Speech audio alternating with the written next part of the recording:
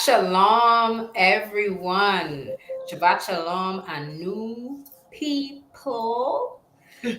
Peace, everyone. Shabbat shalom. I will that you can hear us. I'm sure you can hear us.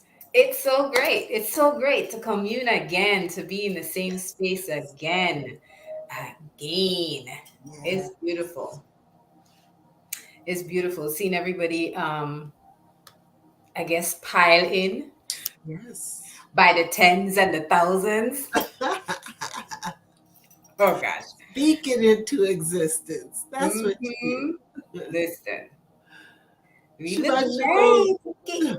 life. Pastor Menelik, top tier speaker. Loda Yes, Scala, Imanaya, Akoti Afe. Hey. Thank you, sister. yes, thank you. So this evening we have prepared a little something for you all, and of course we are going to engage in a wonderful build together. Please feel free. I am about to place the link in the chat. So if you want to um, jump into the chat, full face and everything, you can do so. It will be great to see you all. Just jump on in. It is beautiful always to share space with you all and commune. A community of faithful adherents, striving to become faithful adherents to the letter, right? It's just always a wonderful experience. And so I want to open, as I've done many times in the past, with a portion from a psalm or any sort of biblical reference, right? Biblical piece. I like Psalms a lot. And if there's anything that anyone else wants to share in terms of a biblical reference that they've been holding on tight and strong to, all strong, please drop it in the chat. The more the merrier. It's always a beautiful blessing to have everybody share what they have been holding close to their hearts, especially when it comes to biblical references. So I want to open up by giving thanks to the Most High Yah. I want to give thanks to Elohim for allowing for vision to be steadfast and sure, allowing for our spirits to be steadfast with Elohim as well. We give thanks for the Elohim having imputed vision, mission, wisdom, and knowledge of the high standard to our chief Jegna. Guide him, guide his walk, guide his thought, constantly renew him and rejuvenate him. And as you do that, renew and rejuvenate the community, which is our new. And we just want to give thanks for Shabbat. We give thanks for that ending of the cycle and opening up of a cycle of relaxation as well too, That's right. and edification. That's always like a huge part. So thank you. And I'm going to read from Psalm 78, just a portion of it, because Psalm 78 is a powerful psalm. It's a psalm of wake up. It's a psalm that kind of wakes you up into here's the reality that you have lived all this time, Israel. Um, or here is the reality you have lived all this time, Sister Moreyah. That's right. Get wise. Get wise. The ending portion reads, Then Yahweh awoke. I'm trying to remember which one to read when I see Lord, which one to read. Then Yahweh awoke as from sleep, as a warrior wakes from the stupor of wine. He beat back his enemies, he put them to everlasting shame. Then he rejected the tents of Joseph. He did not choose the tribe of Ephraim, but he chose the tribe of Yehudah. Mount Zion, which he loved. He built his sanctuary like the heights, like the earth that he established forever. He chose David, his servant, and took him from the sheep pens, sorry. From tending the sheep, he brought him to be the shepherd of his people, Yaakov, of Israel, his inheritance. And David shepherded them with integrity of heart, with skillful hands he led them.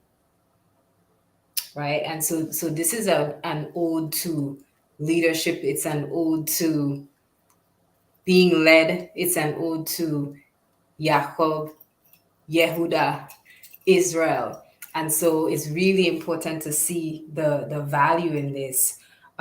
Even at the beginning of this particular psalm, there's a portion where it it shows that Yah is pleased with those whose spirit walks steadfast with the Elohim, and that has been like a constant thing this strong for me. And I think I've been sharing it. I think I said it at the beginning. I've been sharing it with everyone. So this is the offering that I have to open up this evening's build.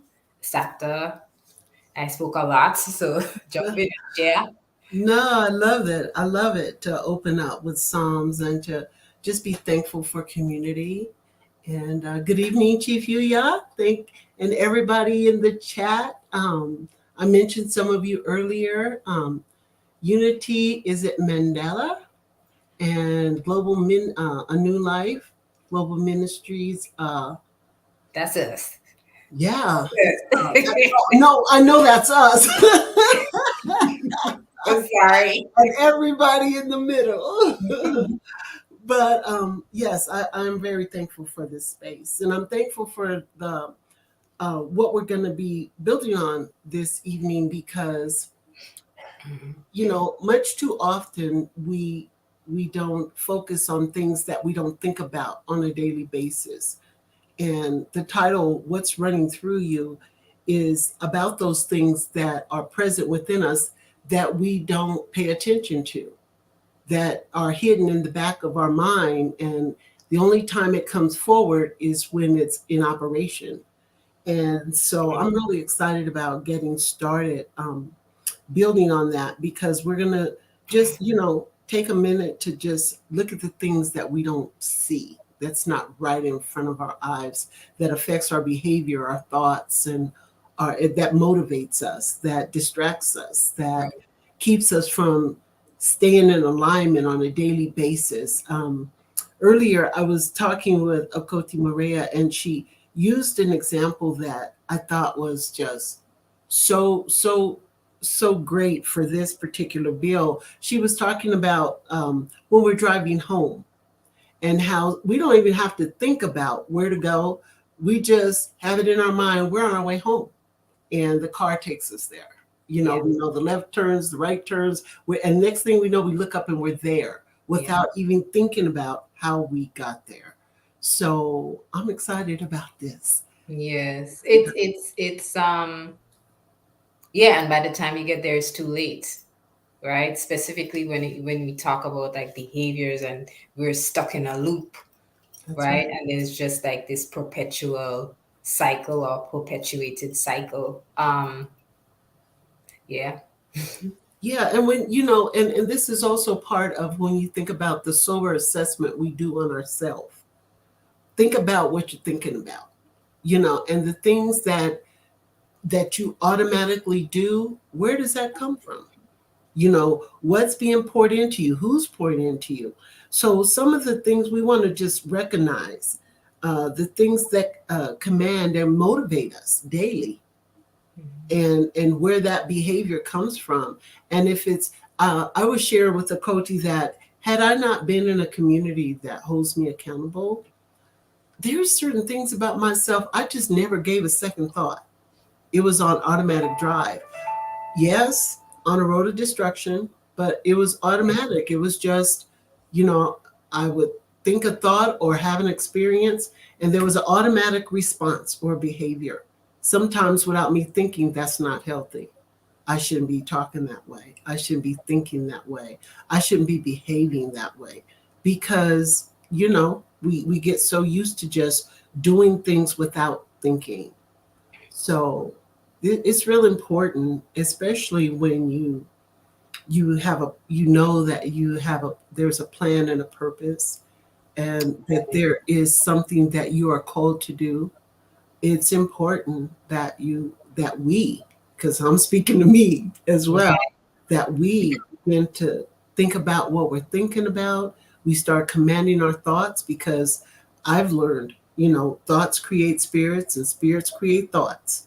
And if we don't have a hold on that, if we're not aware of that, then, the things that are running through us is also leading us down the road of destruction.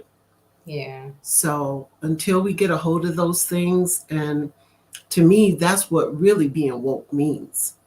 It's being observant of self and behavior.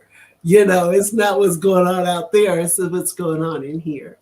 So, Yeah. yeah, Those, and so then it means that it would mean that those things control us, that's you right. know, and the things we're talking about that run through us. Tell us a little bit, for those of you who are in the chat, what are some things that you know dictate your responses or dictate your behaviors?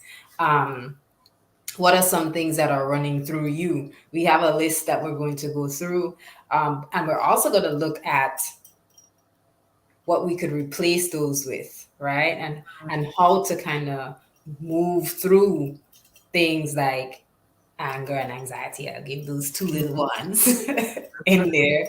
Um, but yeah, how what are some things that are running through you, Mhm. and you know they're there because they dictate your responses.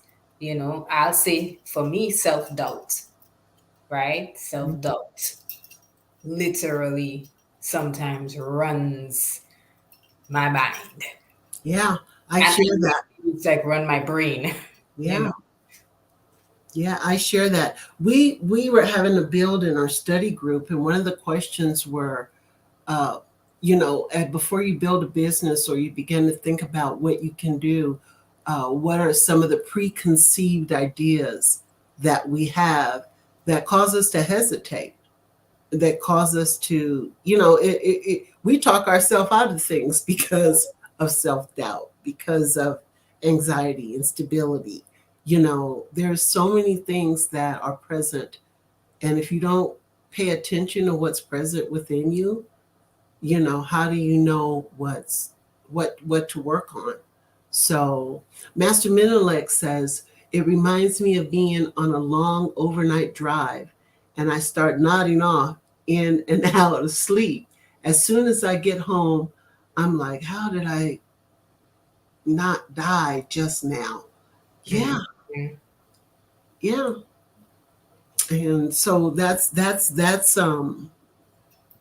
how people find themselves in situations, and they get out of control.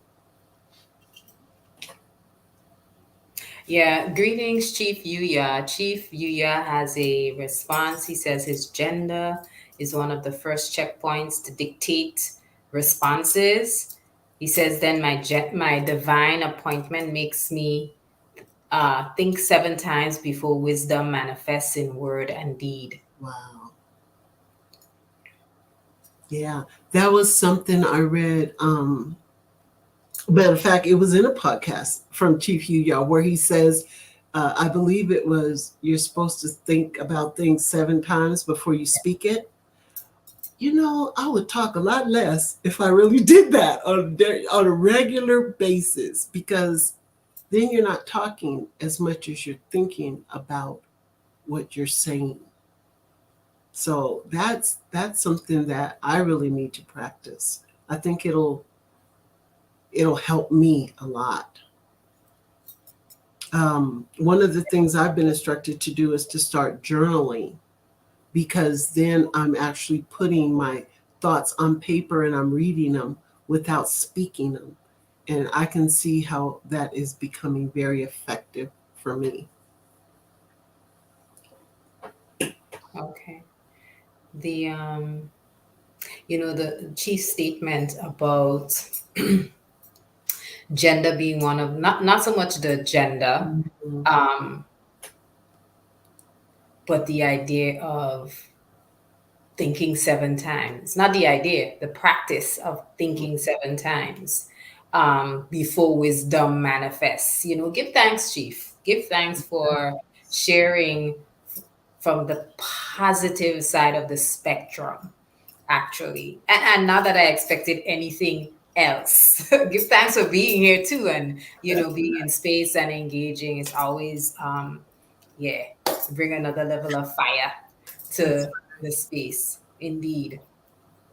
But that's thinking 7 times. It means that like we're not a slave to what is running through us. If indeed things like anxiety and instability and all of that, even those things may be there, but that thought process that we have to engage with the thinking 7 times, it puts all of those issues at bay. It literally, you spoke about the fact that we want everyone to walk away um, being able to recognize and command, right? Recognize and command what these things are that are running through us and what is motivating them. And to command something is to be able to have it submit to what it is your will is, right? So it will do as you instruct it. And so that 7 times process really allows you to think through. mm-hmm. Um, it really allows you to think through what it is your verbal response should be. I'm sorry. Okay. I keep hovering over the chat, so I want to see it, and then, but it keeps fading. Sorry. So yeah, it just helps us work through that process. And I know Chief also says too, like thought is the quickest thing, right? So that 7 times moves really fast. But it is a process that really That's right. helps you to also not stay in a perpetual state of anger or a perpetual state of disbelief or shock or um what do you call it, freeze, That's right? right. Mm-hmm. Fright, right? Someone, I think it may have been mastermind, like someone posted something um which spoke to being reacting to an experience when it occurs and Mm-hmm. giving yourself a certain amount of time to go. I'm not saying that's appropriate. What I'm pointing out is that the person was pointing out there is a limit to how long you're going to stay and harp on a particular thing, That's right. right? There's a limit for yourself. And that limit is in place because it's a process to get you to solution. It's a process to get you out of this cycle or cyclical thinking that continues to hurt you, whether it's you become frozen when a problem appears and you just keep harping on the problem, you'll stay stuck there. And That's right. you then after a while you develop feelings around this particular thing. So the processes that help us to get to a place of wisdom from the anxiety, from the anger, and from other things that are negative that that can be flowing through us. I think that's a key component. Yeah, and you know what I could really appreciate as, I was also looking at Chief Yuya's response when he spoke about his divine appointment. I thought about it made me think about my position in the community. It made me think about what is expected of me as a woman, and those that should be on my mind before I respond to anything. And I'm learning that having a covering because I was just sharing with you that one of the things I'm learning is to think more before I speak. Mhm. And it's not just a matter of thinking for me, it's what I'm thinking. And for me, it's to like just stop thinking. When I'm being spoken to or given direction, I have to not be questioning that in my mind. I have to not have other stuff, taking up space, I have to just stop and listen and give my undivided attention so I'm not missing part of the direction. So I'm not already thinking of a response.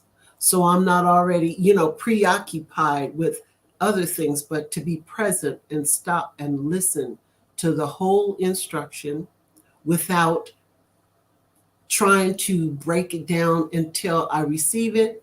Now I can process it and respond properly. Because again, there is that thinking before you speak. Right. I have to think about how to respond as a woman. And for me, I have to think about that because I practice not walking in my role for so many years that it doesn't become automatic because I know it's the right thing to do. I have to think about doing the right thing. And that brings me to the thought of before we can even think properly, we have to we get back to that title, what's running through you? Because there's things that need to be replaced. We're not, we have to disconnect from our westernized way of thinking and living. Just like we think about the meaning of success to this Western society is one thing, but as in a new woman, success is another thing. It's not the same, depending on the culture you live. It, Hmm. it's it, they're two different things. So what's running through me is what's being valued and taught and in my community, in my culture, not what's being taught on the outside. So there's a transformation that's taking place. And, it does take me to, we talked about Romans 12 too. And be ye conformed to this, and be ye not conformed to this world, but be ye transformed by the renewing of your minds, that ye may prove what is good and acceptable and the perfect will of the Most High. And that's got to replace all the things we allowed to run through us that taught us how to respond to certain situations, because we respond differently when we know differently. You do better when you know better. And you know um, for example, one of the things that run through us on any given day could be anger. Well, anger is not the sin, because the Bible also says, be angry, but sin not. It's how you respond to the anger, and as women of anew, we don't yell, we're not disrespectful. It doesn't mean that, as we are free in our emotions, one of those emotions can be angry, but how do we act when we're angry? Are we disrespectful, or are we able to express the discomfort, or that we're experiencing in a way that we control the anger doesn't control us. So that, it's all a part of how we deal with what we know.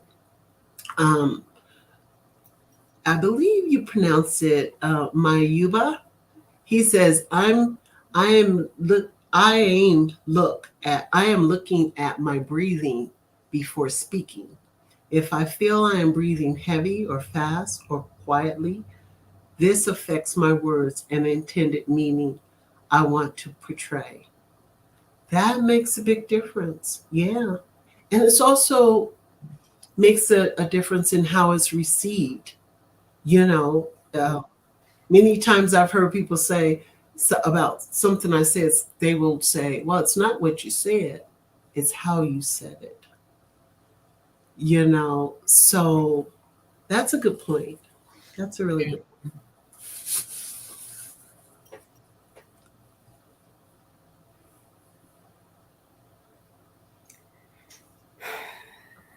Sister Achoti Yamina says, I would say checking my understanding of the situation and the words being spoken. point.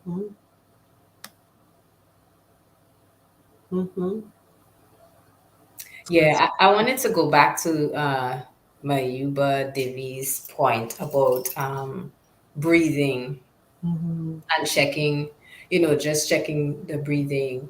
I think I think one of the key things to assessing, what's happening with our course is just assessing the body, Mhm. just assessing, even if there are slight changes in internal temperature that you feel, right? I think those things are, or even extreme cold or extreme heat, maybe hands, sweaty palms, things like that. I think that those are all connected to the idea of breathing heavy, breathing fast. Like you're assessing all of these outward expressions of maybe, either anxiety or whatever else is actually happening. I mean, it could be excitement due to creativity too, because again, this is an open build on what is actually flowing through you, whether it is these things, these some of these negative things that can dampen and even pacify our creativity, or whether it's, will and imagination and work, and you're moving differently. So I different, and just the idea of breath as well too, and the idea of breathing and paying attention to how fast or how slow. Again, those all of those things help us as external ways to regulate what's happening. Mhm. And it doesn't mean that we have to suppress, you know, but That's it right. does mean that we do have to meter and measure and gauge. And I think that meter, measure, gauge goes back to the processing, those 7 times, Mhm. that thinking 7 times.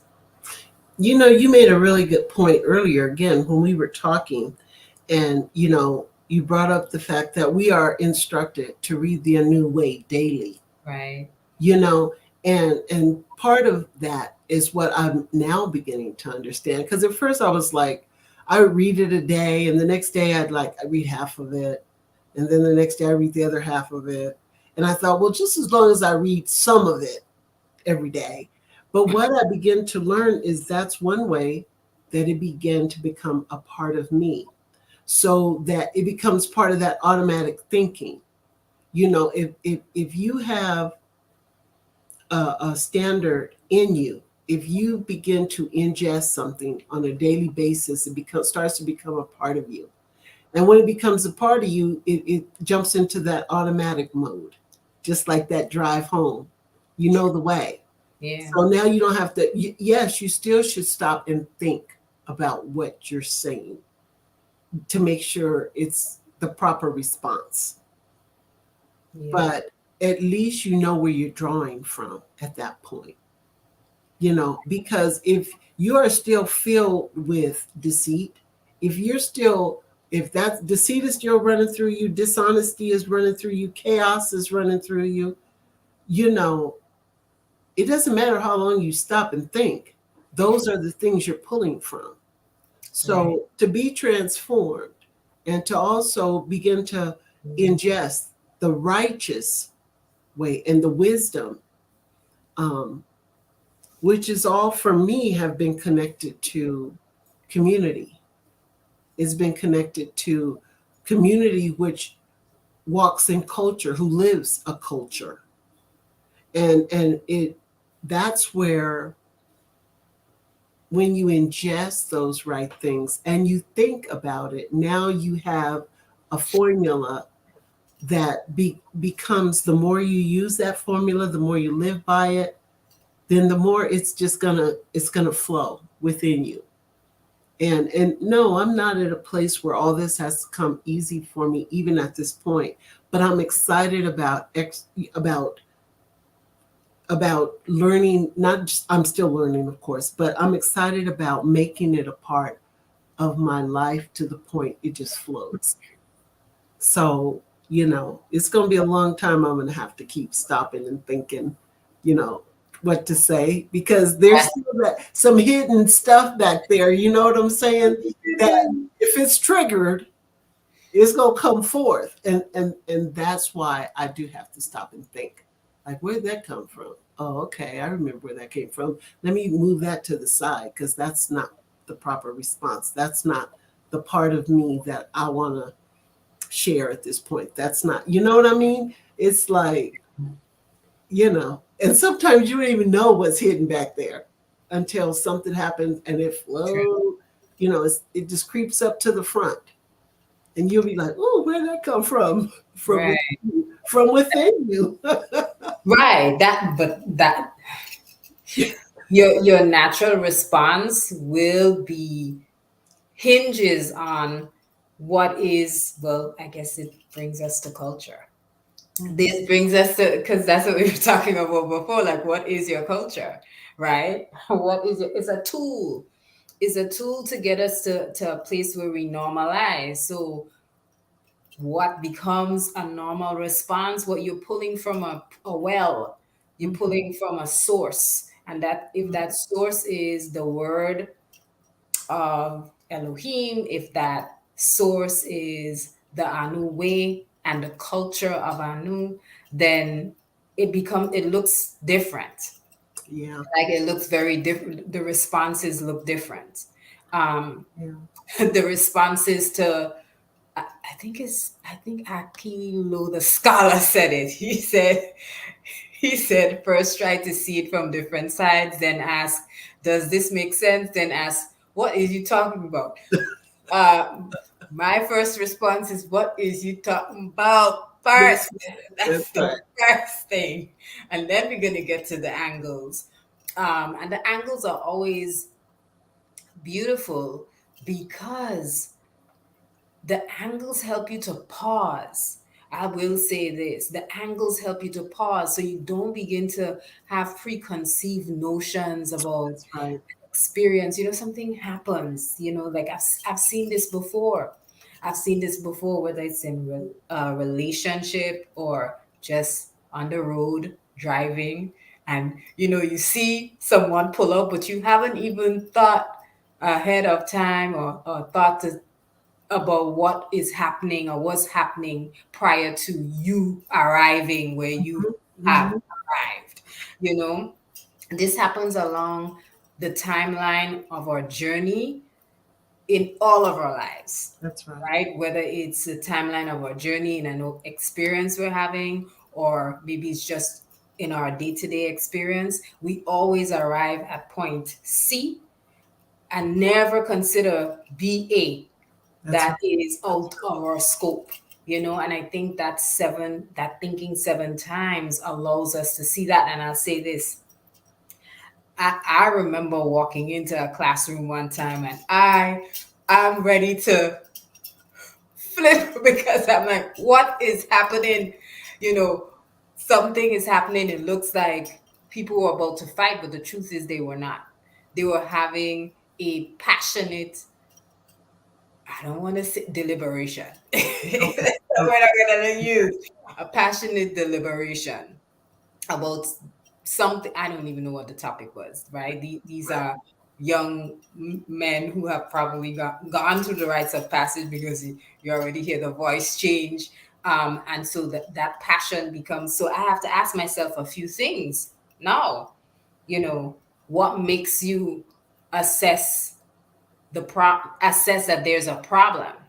What is the programming and preconceived ideas that you have that will make you immediately think this is a negative situation and assume that you could de-escalate or you need to de-escalate something? Mm-hmm. That happens in our journey many, many Yes, it times. does. Yes, it And does. I think I've said this, and I can say it because it's happened to me, and I've had to pull back and learn to say, whoa, whoa, whoa, whoa, whoa. And so my first thing is, yeah, what are you talking about? Because I know that sometimes there are like several steps ahead, Yes. Yes. right? Or I Yes. have to think several steps, sorry, Yeah. before the current moment so that I can understand a situation, Mm-hmm. and not just have a reaction to what is happening in the moment. Um, That's right. Even with the same experience that I was talking about walking into the classroom, Mm-hmm. I had to also ask, like, what are the words coming out of my mouth? I can't even remember what I said. I can't remember, but I'm pretty sure it was something hot fire, not disrespectful. at all, because I was not disrespectful in at all, but it was something that was, very quick and fiery, and it was not rooted in scripture, and it was not rooted in the Anu at all, at all. Came But creeping in from the back of your mind. it was not rude, but there's always this idea, when we react or respond to situations and experiences, we have a programming that makes us respond or view a particular experience in a certain way, always. As I'm looking in the chat and I'm thinking about some of the responses from people within a new, can you hear me okay? Yes. Okay. I was thinking of, I'm seeing a reflection of what's being poured into us. Achoti Yomina says, I would say checking my understanding of the situation and words being spoken. So, right there, she's being observant as she walks into a situation. She's checking it out, she's Yes. listening to what's being spoken. Master Menelik, his was, my first point is to check the current objective. What are we doing? There's that. What y'all talking about again? Right. What are we doing? what What we are we doing here? doing? What we doing? Is this productive? Usually Right. runs through my mind. So, and all of us that know Master Menelik know that he don't be wasting his time with a whole bunch of nonsense. So he gonna check it out to see if he wants to even involve himself in the first place. So I can really appreciate that. But yeah, this is all focusing on the things that motivate us and the things that run through us that cause us. So it's to get us to a place to where we have to make sure what we're full of is going to give us the foundation to do the right thing. Um, Chief Yuya says that checking yourself, class example you used, is key in being that checking yourself is key in being woke. Truly being awakened is saying yes to viewing everything with the inner eye, using all the senses to discern. That is what I'm learning now. And it does cause you to step back and slow down, because then you learn. And one of the Bible scriptures, and I never could get a grasp on it, but now it's manifesting, is be quick to hear and slow to speak, because it does give you a chance to view everything, to be discerning. And you can't be discerning if you don't know what's going on. And like you said, what happened before you got there? One of the things that's helped me out, like, I don't have to drive a whole lot anymore, but when I do drive, I used to get angry at people. I wouldn't have road rage, but I would get angry at the way people drive, because they shoot in front of you, cut you off, and it's like me first. I own the road, and I'll be like, because I'd be sitting back thinking all kind of not so nice things about people. But now I don't even have energy for that. If I see someone in a hurry, I'm thinking, ooh, I hope everything's all right in their life. Because you don't know if somebody's sick, if they're rushing to the hospital, they might have a loved one on their deathbed. You don't know what's going on in those people's life. And instead of thinking it's about you, affecting you, you think about, let me get out the way. Let me just let this person do what they need to do. Um, and it takes me back to what Master Menelik said. What are we doing? Right. And again, I notice we all have these similar thoughts because as a new, we know what should be running through us. And I'm not saying all the right things are running through me yet, because I'm still filling up. I'm still learning to walk it out. But at least I'm focused on walking it out at this point. Just like the brothers last strong was walking in rhythm, and I think that to be in harmony within our community and to walk in rhythm, we have to dictate what's running through us. We can't just let anything fill us, and the space. Um, it takes me to the scripture in Philippians 4:8, where it says, "Finally, brothers and sisters, whatever is true, whatever is noble, whatever is lovely, whatever is admirable, if anything is excellent or praiseworthy, think about such things." So it takes you don't have time to be sitting around in a bunch of chaos. If for example, I am chaotic, but I got a covering, and I have men in a community that are not. Right. So when I feel, I was watching again, and I can't name all the different podcasts because there's so many that Chief has done, but I do remember words that jump out at me. For example, when I feel, because I have days where I feel darkness is hanging over my head. Chief said, when you feel like you're in a place of darkness, get in the light. Get in the light. You know what I'm saying? And that's when, if my covering's not available, I got 1,001 podcasts to go get in the light of my Chief Jenna and Mm, get fed and be reminded of what I'm supposed to be. true. And it does take me to a different place. So, and I'm beginning to understand what you said. I taught on that. Oh wow, y'all don't know that? You supposed to know that. But it's so much, you know. But I'm looking forward to a time when I will be able to, just pull it up, because there's some of us that can go and say, oh, that's this podcast, or oh, that's here, oh, that's there. So, I just, it's exciting at to be in this place in my life where I don't have to guess.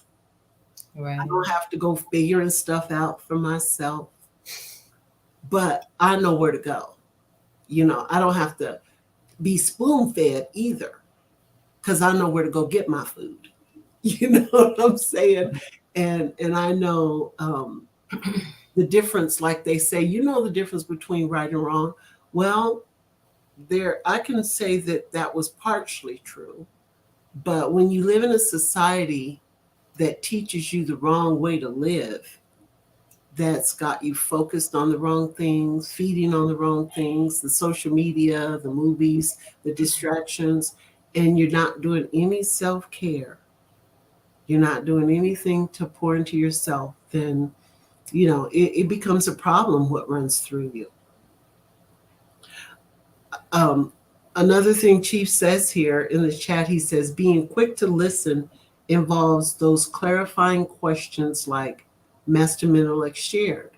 Also, getting common terms by making sure everyone is speaking the same language. You have to be okay with silence. Wow, that said a lot. Mhm. Yes, it does. It does. I think, and we've been taught how to do that expertly, even on these lives. Like, you know, when anyone comes in, or even when we say things like, Chief asks those questions and strip it down to the bone, Hmm. right? Because it does, those clarifying questions. I like the word clarifying. It does indeed like lift the fog from Mhm. a lot of confusion, a lot of confusion, because we do, yeah, you know, we're not even going to the list, and I'm glad we're not going to the list, because the list is a bunch of negative things, actually. Mhm.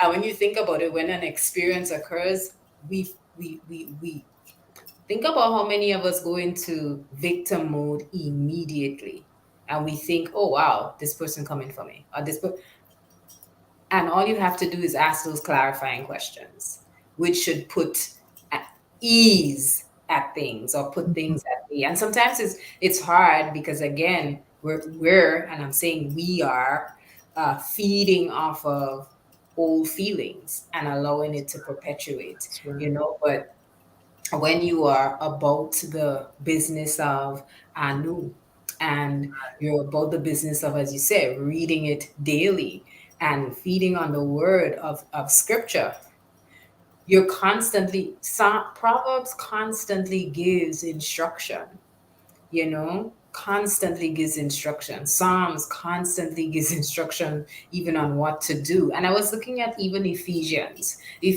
I feel like, has been the theme Mm-hmm.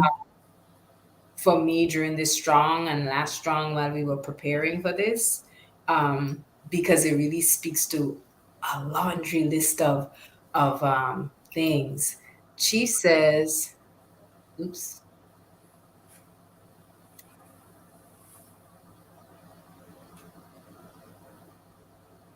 um, that was podcast episode 36. Nobody, if we're always feeding Shaft's big score.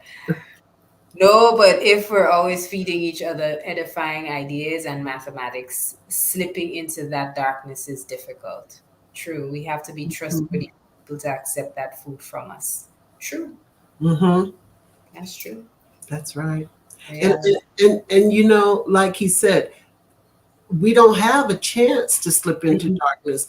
And we know when we're getting, I always know from the dawning when I step my foot out of bed if there's something heavier than what I felt before I laid down. And immediately I know where I need to do. Immediately I know I need to get in that light, Mhm. you know, because unless you just are, one of those people who want to self sabotage on a regular basis, and then you set yourself up for failure by allowing that to be engulfed in that, Mhm. because that's part of being self aware. And now I understand when we have that challenge, it becomes more and more evident every day why it should be a practice Right. when commanding your day. At the beginning, how you get up and start off usually dictates how your whole day's going to go, Gonna go. True. because at that moment you decide what you're going to allow to run through you or not, you know True. and yeah, I'm a matter of fact, that was episode 36. Yeah, I can't always put a number on it, but I sure know where to go get it because it's all on my playlist. But and Chief also says we have to be trustworthy for people to accept that food from us. You know, as I'm reading that, so many things run through my mind, and I'm sure I'm not the only one who used to go to church and walk up in that church, and you really didn't trust the one that was given the sermon. I mean, I saw people being put in a position to do a sermon who morals and characters were very questionable because I happen to maybe know them personally, and then they get up and give a sermon, and and then one of the main things they would say in church was, well, don't be mad at the mailman, for bringing the mail, But I thought, if that's all they were bringing is just mail, then of course there's no reason to be mad. But when you're bringing life, words of life and Right. healing, and that's a little bit deeper. And I think in the women's group, in the womb, we talked about how when we're going to present something, we need to at least begin to apply it. Not saying we're perfect at it, but we're working it out within ourselves. You know, had I not spent time when we knew the topic for tonight's build, I had to stop and say, well, what's running through me? You know, I She said he was joking. see that now. Gong show, spit score. Well, I knew that wasn't the title, but Well, you know what? Because I don't know all the titles, I don't know. just like what was that one he did talking about evil is good. You So like that I one, thought, huh? well, it's possible You that like that one, huh? I thought, well, that's possible. He did one called Shaft's Big Score. He does one on everything else. So okay. See, I don't put nothing outside of Chief. And yes, I believe everything you say. So Everything. so okay, that's a good one. I like that. And look at me. Oh, I'm gonna have to go look that one up. So wait, Shaft's big score was an actual thing. It It's was an a actual. movie. Oh, I forgot. You weren't around in those days. That's when black movies first started. We had all the super black men, even though they had them doing hustling the streets, but they were still Oh, they were still Superman in our community because they might have did something bad. They were like more like what do you call Robin Hoods? They robbed from the rich to give to the poor kind of thing. So they were heroes. okay. I know Shaft now. Know that when you said that, I was like, I know Shaft. I got an instant image. When you said that, I was like, oh, I know exactly. And I think I Th- Thanks, Master Middle. He said it came right after episode 35, the He-Man the Manifesto. He-Man. Oh boy. Y'all going in, huh? Yeah, being led right on down the road. I like that. That's funny. There's Yeah, I always was gonna go look for it too. yeah, the episode 36 is Shelter In. I just looked for it. I was like, no, I have to figure it out. Well, not figure it out. I have to find it. Oh my That's funny. goodness, that I didn't was think it good. was, but I was like, I don't know if there was a reference. I don't know. Peace, George. Is it Georgina Elizabeth? Georgina. Hmm. I'm We're going to happy to have you here. Happy to have you here. yes, peace and welcome. Thank you for being in the space. Yeah. All right. Vampire in Brooklyn. Good. Yeah. Now that one, Brother Lowe, I liked it, that one. That one was Eddie Murphy and Angela Bassett played in that with him. And Evil is good. Yeah, in the church. Yeah. In church. Oh boy. Yeah. He was an evil preacher. He was in the church talking about evil is good, you know. But I'm learning so much about evil and wickedness, and everything has some of my definitions that I had before coming into a new is totally shifted. Hmm. But It goes back. I think that shifting goes um back to Baba's point earlier about discernment, mhm, where he says that truly being awakened is saying yes to viewing everything with the inner eye, using all the senses to discern. Think about how many people are still in the church and have no discernment, right? And to discern, to have a discerning eyes to be able to see the truth of a thing, that's right. right? And to see the truth of a thing, you do have to have all the angles, right? You do have to have those angles.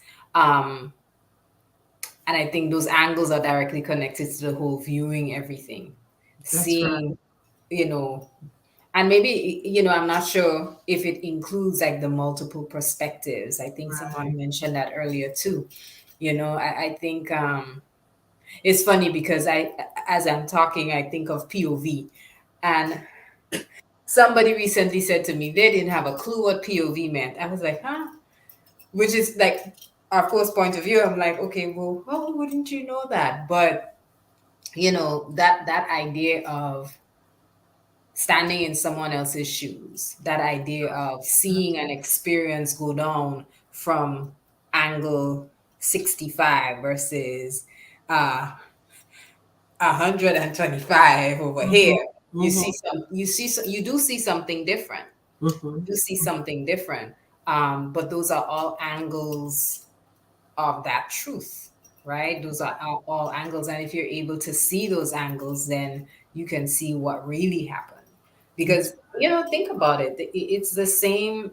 It goes back to the same idea when you mentioned sometimes you encounter certain type of drivers on the road, whether they're aggressive or not, and you don't know what's going on with them. That's a part of the experience that's blocked. All you see is what's in front of you, right? But mm-hmm. that's if you're looking with your physical eye. If you're looking with that inner eye, you're definitely going to see all the other aspects of what is possible in this situation. And then that process of thinking before just reacting or responding. Yes, yes, yeah, and it all comes from like being slow, like before. Again, I admit one of my biggest issues was not listening. And Chief does a podcast about being able to listen and hear and everything, because when I think back now, I can identify the fact that as someone would be talking to me, I'm already formulating what I'm going to respond to. I haven't even heard the whole, the whole conversation or whatever they were trying to share. I haven't even allowed them to complete their thought, and I'm already formulating my thoughts. That's Hmm. not listening. True. That's not listening at all. And then when I would respond, and their response to me would be, well, that's not what I was saying. Then I'm like, well, that's what I heard, but what I heard I didn't really hear. you Yeah. know so as I've learned to listen, because I noticed, I was sharing with you earlier how I listen to the podcast over and over and over again, and still I'll pick up things I didn't hear the first time around, which Yeah. means listen better. So now I have a better understanding of what it means in the Bible when it talks in the scriptures where it says, "He who has an ear, let him hear what the Spirit of the Lord is saying." And it's like when Chief talked about being able to see with that inner eye, Yes. there's also a hearing that takes place with an inner ear, and it does help to give you discernment, because you know what you're hearing.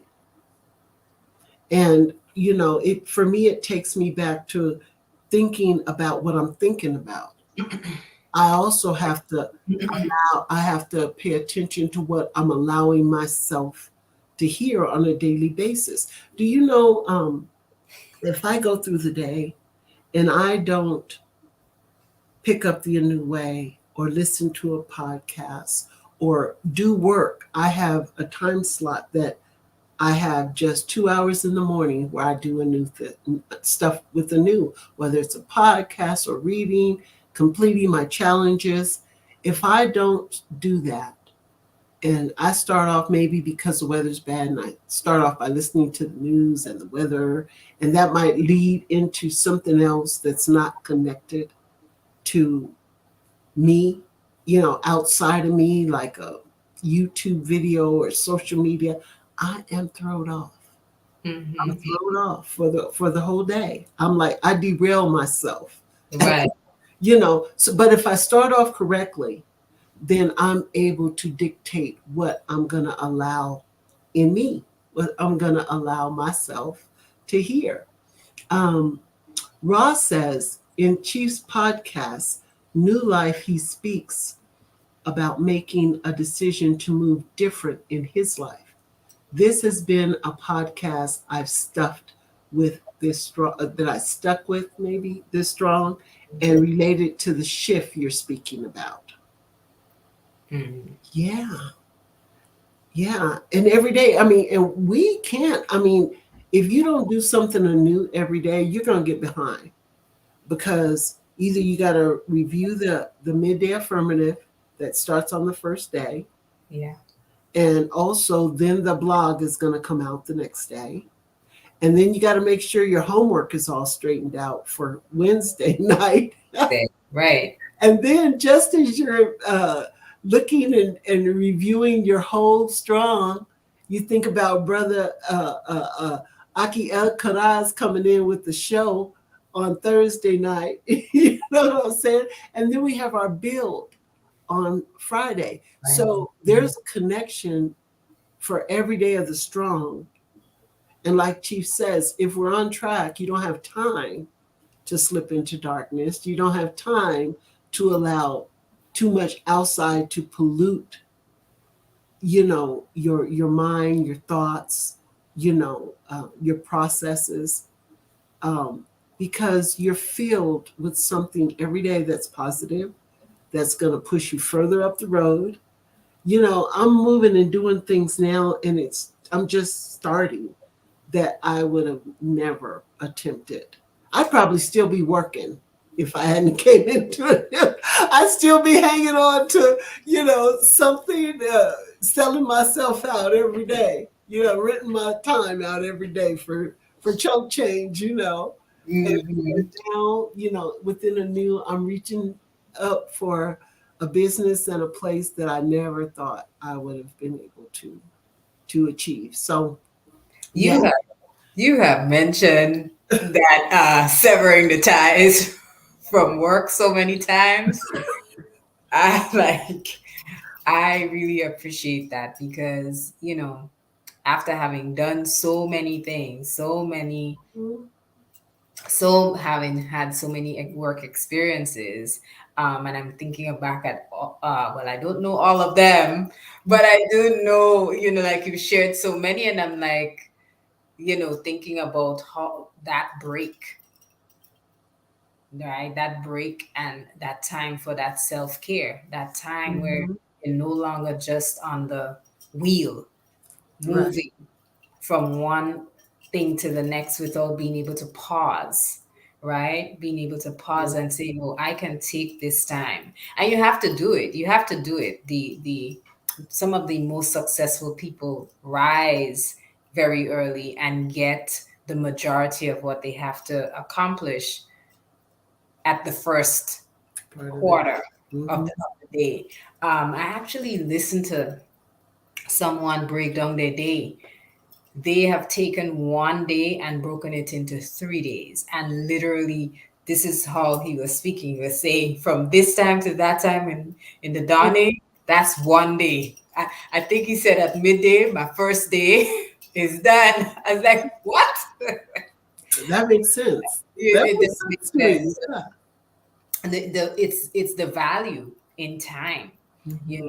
and Chica said this to me before, that you do not value time, and that valuing time is so crucial, because if we value time, we're really able to pause in that dawning. um and this is based on psychology too. Psychology, when you talk about those distractors, That's right. psychology, um there's research that backs up people who engage in things like social media and other visual and virtual experiences such as social media between the hours of 4 a.m. and even 7 a.m. That leads them to severe bouts of things like depression and Right. anxiety That's and right. lack of being able to fulfill purpose. And I think about what happens between that time, like that 4 a.m. time, if you rise at that time, or 5 a.m., right, or Hmm. Hmm. say, and how that idea of commanding your day and dictating. And it's not you, because when you pull on scripture, you realize that that scripture you're reading is dictating your day. That's It's right. literally telling you, these are the things that you need to That's right. look for, Mhm. and as I think about that, I think about those who rely on readings. I'm gonna say this, like, many years I used I Ching to dictate my day. I use readings to dictate this is how I'm going to go. You become a slave to those things. Yes, You do, yes. because before you move, you have to do this reading. The beauty of being the spirit to one spirit, being steadfast with the Elohim, That's right. the beauty of having headship and being covered in this space and being covered by Chief Yuya is that there's no need for that. That's right. There's no need for that because if you Yah becomes the reading, it's like this is what you're gonna do. Elohim, you pick up that scripture in the dawning and you begin to formulate your day from that scripture. That becomes that guiding tool That's for right. the day. Like this is your disposition. These are and Mhm. you're always going to maintain a certain stance, right? Because That's right. That's that's right. what that culture is. That culture is that's what's forming the behaviors that we have. That's right. That's Oh, but I just think it's really powerful when we think when you mentioned that it gives you being away from work. It's like I'm connecting the dots. You being away from that job and having to be bogged down by that allows you to dictate what your dawning looks like. And I think we right. all have we have that Mhm, choice mhm. regardless of whether we have a job or not. We make that choice. That's right. That's right. And part of the big part of that, that's why I think I was scared, is because I was thinking, now what next? Well, when you have a community and a covering and righteous leadership, there's so much. Now I have so much to do, but I'm doing it. It's not the same as when you rent your time out for somebody else. The things that I'm doing is not only uh, fulfilling, but I know that I'm on a path to do what I'm supposed to be doing. The things I didn't take time to learn, I've been given an opportunity to learn them. Everybody don't get that chance. Some people work until they just drop dead. I remember at my job, we had a room and it was called the Gale something room. And that's when people who were upstairs that were in the call center, when they got overstressed or they just felt like they couldn't take it, they would go in that room and they would get 5 minutes off the phone to go in there and decompress. And the reason they named it after that woman is because she fell dead at her desk at work from being overstressed, no self-care. It's something we do, but now I understand it's a means to an end. It's not meant for us to work our whole life away on a job for somebody else. At some point, if you don't have a vision to be an entrepreneur, it's not meant for you to be there till the day you die. And I began to learn that coming into a new. And the longer I stayed in the new, the more I realized I need time to do what really counts, to learn how to live a culture, to learn how to live righteous, to learn how to be in a proper position as a woman. I want to experience that. And that excited me enough to where now my days are filled with things. When I wait, I don't run out of anything to do. I'm just like when I used to work every day, I used to think, I look up at the end of the day and I think I did this, and this, but these are things that are fulfilling what I'm supposed to be doing, not what for somebody else. And there was two main things. I mean, there's a lot of things, but there's two things I've been working on. And that is money, because I don't manage money well at all. Think my, I thank the Most High for my covering Yes. because it's money. And like you mentioned, time. I'm learning to manage my time because I'm to me, I'm on the other side of the mountain. So what I do with my time, it's got to count. And money, Chief said there's two things you do with money. Either you waste it or you invest it. That's it. Right. You know, and I know all about the wasting part. And now I'm learning about the investing part, you know, make it make sense, boy, it's just like it's so exciting when you can be in a place where the things that are running through you are now leading you to a destination. It's not just stuff that's got you all over the place, And it takes me back to where, because I saw that Master Menelek had said something earlier. He said, very true, Safta. He said that listening is so key. Sometimes, why you can see the person's lips twitching while you're speaking, people can be so easily triggered by what they heard that they rob themselves of growth. And man, I again, we're in a community that holds us accountable. And when you're talking too much, you're going to have somebody say, you know what, you need to be quiet and listen.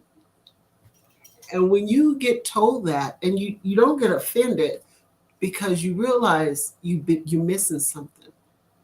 So, again, when you come into a community like we've been honored to be in, I think it's a privilege, you know, to be able to be in a community like Anu, to where what you get is what you need. And it's not always comfortable, True. but neither is, living a life that leaves you on a hospital bed, overweight, heart issues, because you're eating wrong, you don't exercise, because you're stressed out and you have high blood pressure, because you get to what they call your golden years, which is what I can honestly say I'm in, and they feel golden.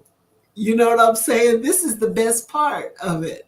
And I thought, like so many other people, once they get over, 60, they think they're supposed to get somewhere and sit down and, not, no, this is the best time. But only if you're in a place where either you've been given or you're getting what really allows you to know that these are the golden years. So yeah, it's all about what's running through us, and what we've allowed to be, because that's your launching pad right there. you It know really- Ross says, I agree as well. If I don't play one of Chief's old videos before I go to bed and a podcast during the day, I can feel the difference in my emotional body as I move through the day. There it is. There it is. Especially all the stuff that's outside our community. I don't have time to worry about the politicians that are fighting in the White House. I don't have time to listen to which entertainer is fighting or getting a divorce or mistreating his family or allowing his sons to become women or women to become boys. I don't have time for that because that's their stuff. You know what I mean? And it's depressing if you get to where that's what you're allowing to come into your spirit every day. Yeah. You know, I go There, back. there, Huh? go ahead. Sorry. No, I was just saying. I go back to Philippians 4:8, where it says, "Whatever is true, whatever is noble, and whatever is lovely," and even within our community, we're even given what is true. I remember when Chief did the real Genesis, and I think by the time we got to the third Genesis, I was like, wow, it's a code. Now I Right. got to learn what that code means. So I'll never read the scriptures the same again. Right. Even when I made that statement to Chief, I didn't realize how deep that it really went. Because in the church, you're not taught. You're taught what they want to teach you, with their, how they want to swing the scriptures for on whatever day you happen to be there. But in a new, we're taught the understanding. We're given more. So again, what's being poured into us and what's running through us is a foundation that we can build on every day. We can live by it every day. So Yeah. I mean, it is.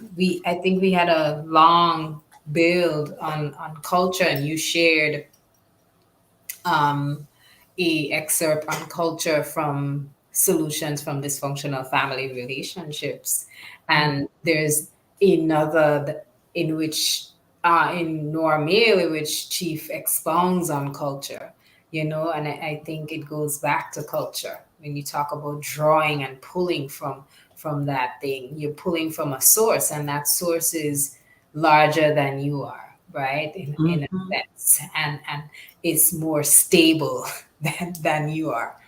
So it helps to ground us, and it helps to put us in a place where we're not wondering, well, what should I do in a particular situation, because we're already given vital edicts.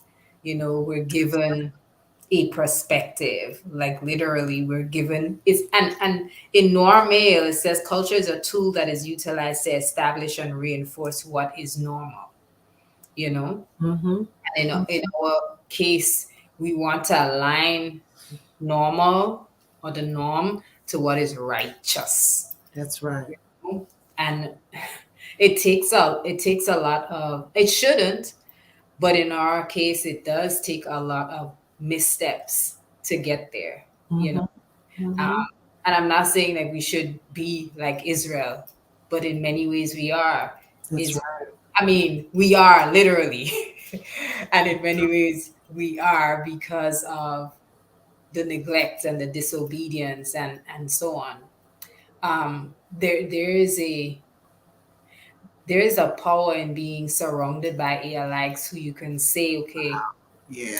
as you say, yeah, you learn about Genesis in one way, right? You learn the basics of Genesis, you Mm, learn the wrong thing, and now you're in a space where you're learning the right thing. And I think about our retreats that's where that was a whole other layer, that's right? right. It That's was like a deeper dive into the creation, another creation story, a creation story that mhm. caused us to, and for those of you who are wondering what I'm referring to the recent episodes called Who Are the Sky People, Yeah, yeah. right? That was released on the Anu Nation channel, this channel, Anu Life Global Ministry channel, rather. And so check it out. Check out the Mhm. first two parts, because it delves into, who is Anu and Tiamat and Abzu, and it just follows that line, and then you get to see yourself, like you get to see where you stand in this entire creation story. That's that's right. And again, I think that's the power of being able to identify that what flows through you stands on wholesome vision, wholesome mission, wholesome laws, right? um, Mhm. it's yeah, it's not, how should I say, it's not skewed. Yeah, yeah. It's not affected by external culture. It's pure living truth, and it gives us the opportunity when we That's feed right. on it, when we engage in it, and when we make it like course through us. Mhm. It means that it gives us the opportunity to see and be discerning. And you know what? When I think about it, the way I was raised, my mother was like, when we were young, we were those kids where she said, you can't go to the park unless you go to Sunday school, because Saturdays was our day that we cleaned and we did our laundry, and Yeah. Sunday was the day you go to church and then you can go to the park or to a movie. But I remember when my mom married my stepdad. So my mom was the daughter of a Baptist preacher. My stepfather was a Catholic. Mm-hmm. So in my fifth grade, I think I went to Catholic school because of my stepdad. Then when I got older and I was getting ready to get married the first time, his family was Jehovah Witnesses. But in the meantime, before that, I went to Jim Jones's church. Okay. So I'm all over the place. Religion. I'm looking. I'm searching. From Catholic school to Jehovah Witness, Jim Jones, Seventh Day Adventist. Back to the Baptist church. And when I think about all the different things, I was never truly a believer of any of it, which is why I was never conformed.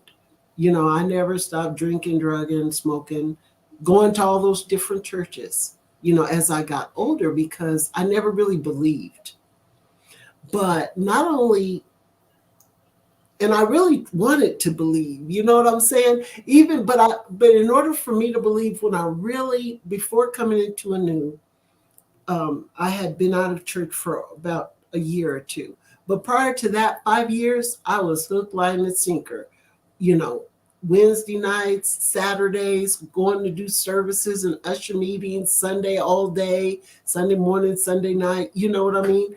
And, the whole bit. And about 2, 3 years deep, I was like, I'm still smoking. I'm Mm. still drinking. But I love the Lord though, you Right. know. But I really didn't know. I really didn't know. I was living on what I was being told. I didn't have an understanding. I was just letting, stuff enter into me because somebody told me. But coming into a new, it's like we're told things, but we're also given what I call receipts or evidence. And then on top of that, we're told, go look for this yourself. I want you to see this for yourself. And you're able to go, okay, well, now that makes sense. Oh, that was the missing piece. For example, when you talked about Genesis, when we start off, I remember Chief saying, if they would have written this book really in plain English, teaching you what the first word meant, you would read this book differently, but then you would know who you are. You know what I'm saying? It was not meant for us to have our own understanding. It was meant for us to do what we were told. And we always let other people tell us what to believe, tell us what it meant. We didn't get that understanding for ourselves. So Very it true. was, it It's was, true. yeah. So as I came into a new and I was told, go look for this, go research that, go, and I did it. I was like, ooh wee. So by the time I got to the retreat when we did the discussion on the sky people, it made sense to me. And there's a lot of people who have been told how to think and what to believe.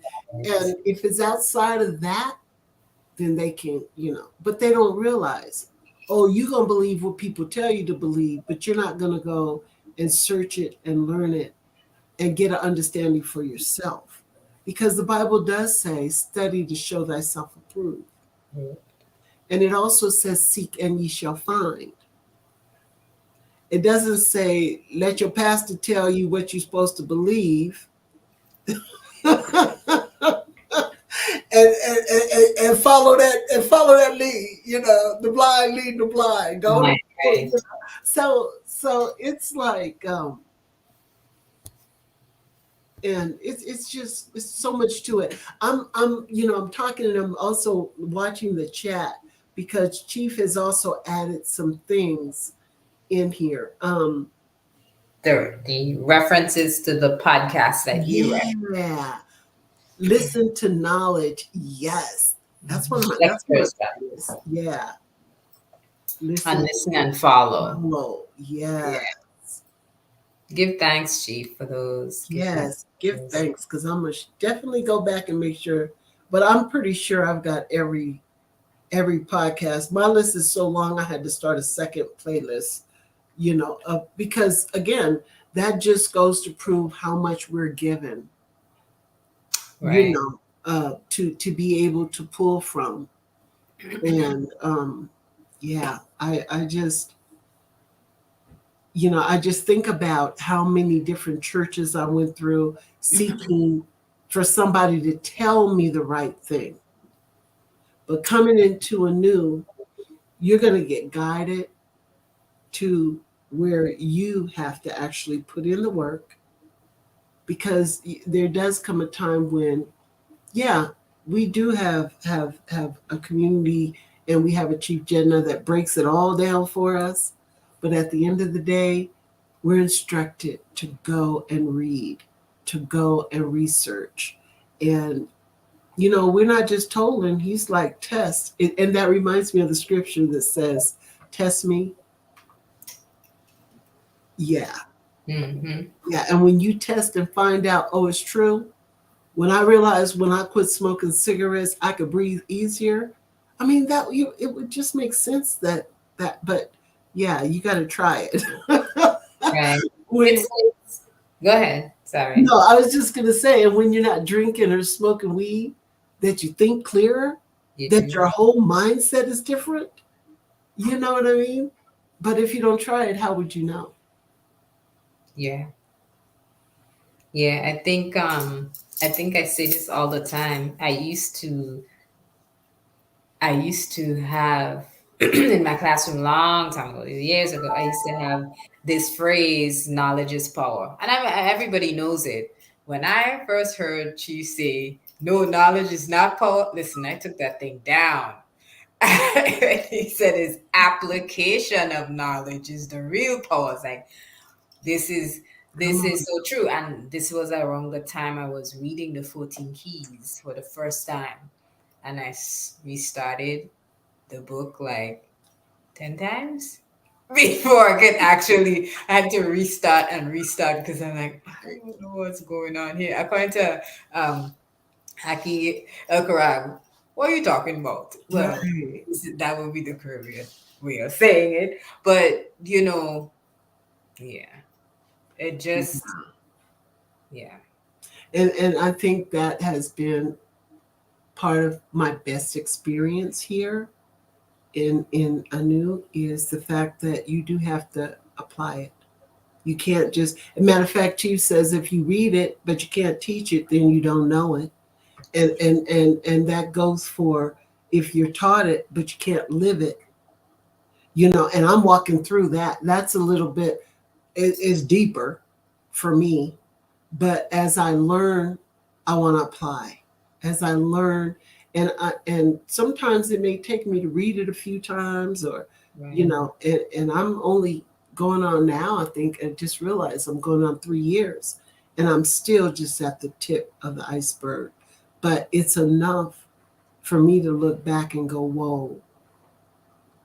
whoa, this, my life's, just the quality of my whole life has changed. So yeah, it's like you said, application.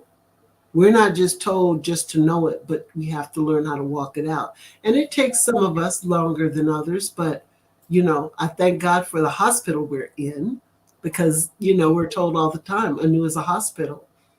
And when you're in a hospital, as you get well, they move you to a different ward. You know what I mean? Until they end up pushing you out the door, and then you got to go help somebody else get well. You know what I mean? Because right, that's what Anu is about. And I was just looking at Chief's post. He also said, Willfully Part 3 won't be blocked tomorrow.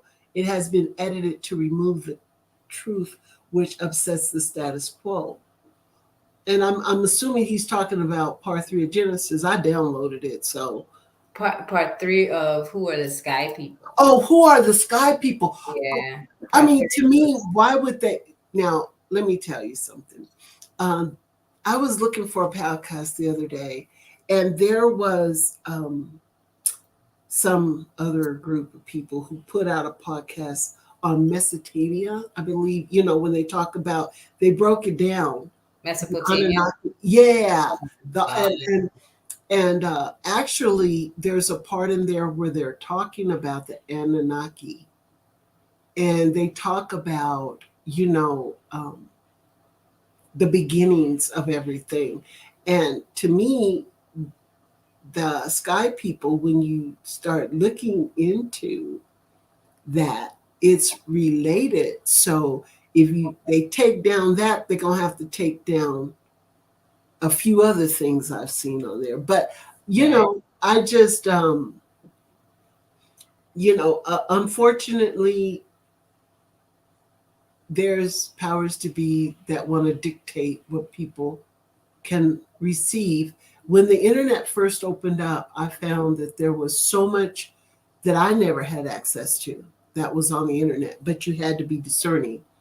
I mean, you can't just believe everything everybody put out there, But at the same time, now I think because people are using the internet to discover all kinds of things, I think slowly but surely they're going to start dictating what can be shared. Yeah. I'm adding Mansa Yuya to the stream. I don't know if Mansa Yuya, you can hear us. We can't hear you. Mm. Can you hear me now? Mm, Yes. Peace. Good Welcome, evening. welcome, Chi. Good Peace. evening. Good Welcome. evening. Peace.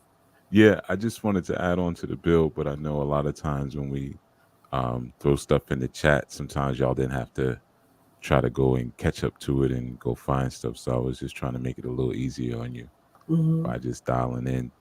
But there was a couple pieces you shared that have been, I think, I think very, very healthy and nutritious for those who are listening. I'm sure everyone is enjoying the fellowship as much as I am, you know. But when you spoke about uh, having that covering and being in a position in your life at one time where you were kind of being pulled in different directions in terms of your religious leanings, it's so important, I would say, for not just women, in particular for women, but for everyone to be guided by earthly counsel in Mm-hmm. choosing who they're going to follow and what they're going to follow. Because when you read the third chapter of Colossians, that's where it speaks about kind of Paul is really speaking a lot about just how a family is supposed to function, Mm-hmm. and who's supposed to do what. But you read around the 20th or 22nd chapter verse, and that's where he speaks about slaves obey in all things those who are your masters. Mm-hmm. Um, and of course, for political reasons, the word slave was placed in there, which it really didn't have to be. I mean, it could be. It's not a bad word at that time if you understood how a slave worked. A slave was a bond servant. So you chose. So I want to go into servitude with this particular people or this house for amount of time. But the actual word that was there was doulos, and in the Greek, and doulos is where you get the term doula, like a birth doula, Okay. and a doulos or a doula is just someone who's obedient to the needs of another. Mm-hmm. That's a doulos. So the actual scripture said doulos, obey in all things those who are your masters. And what he was speaking about in that was that when he was like, don't just do things when people are looking to be a people pleaser, but rather in singleness of heart to the Most High. So what that's saying is like, if you're really going to serve under something, you're going to have to serve under it with your whole heart. And if you can't do that, don't do it. So that not only goes to the religion that you choose, but it also goes to the job you work, Mm-hmm. because that would be considered something that you would go into for servitude for a certain time period. Mm-hmm. So, what Paul was saying was that whatever you go into and you put your work into, do it to the glory of your creator, because that's what the reflection is going to be. Your level of obedience and your level of sincere work. That's when he talks about the singleness of the heart. You got to do it with sincerity. So I was thinking about what you were saying in terms of being in different churches and things like that, and recognizing this ain't it. Mm-hmm. you know and a lot of us find ourselves in those sort of situations, and sometimes we don't know that staying in those places or staying in those kind of environments and being slightly disgruntled is actually contrary to the Mm-hmm. covenant that we made with the Most High. And that's something for everyone to think about, in terms of whatever work they do, but even in your covering, because you got to listen to your covering, Mm-hmm. point blank. Whoever's, in the same way your covering has to listen to the creator, point Yeah, blank. that's right. So as you can choose your Elohim, you can choose your covering, Wow. and whether they say something you like or you don't like, if you decide to go to your own understanding, right in that moment, you have rebelled against the creator. Right. And that goes across the board with everything, even politics. If you live in a certain place and there are certain laws in place that don't go against your commitment and your covenant to the Most High, but you choose not to follow them anyway, then you are now disobeying the Most High, Mm-hmm. because people who are put in place for a reason. Mm-hmm. Sometimes by you obeying a certain thing, you're helping the Most High to push someone over a cliff. But you rebel, and you make the work harder. You see, so it's just something that was kind of going through my mind as you were speaking about. Just in my mind, how important it is that we make wise choices when we choose who's going to cover us, because once you're in it, that's it. That's it. Yeah. And it's very similar to even marriage, where um I've seen situations where people gotten married and they gotten divorced because someone cheated, and that's not a reason to divorce, because if someone cheated, that means they distorted or broke their covenant with you, but you made a covenant to the Most High. Mm-hmm. So for you to walk away because of that, I'm just using that as an example. You're now breaking your covenant with the Creator. Back in the days, you had a lot of women who were brilliant, and part of their brilliance was their deeper level of education. Especially down in the South. There was a time when the South was run by black women and white men. Because it was the sisters who were able to stay in school longer. They knew how to count, multiply, and do division and add. So when it came time every year to add up the crops, they were the ones who came with the pencil and paper to make sure that their man or their father or their uncle wasn't getting robbed, like you know, like they would do every year. So she also could read the Bible and understand it. She was usually more literate. So she understood. um First thing, I'm going to manage the money, because my job is to make sure I'm a good manager of the home. So when you work, you come home, you put your check on the dresser. All right. And then I'm going to take that check, because I'm the one who's going to pay the bills.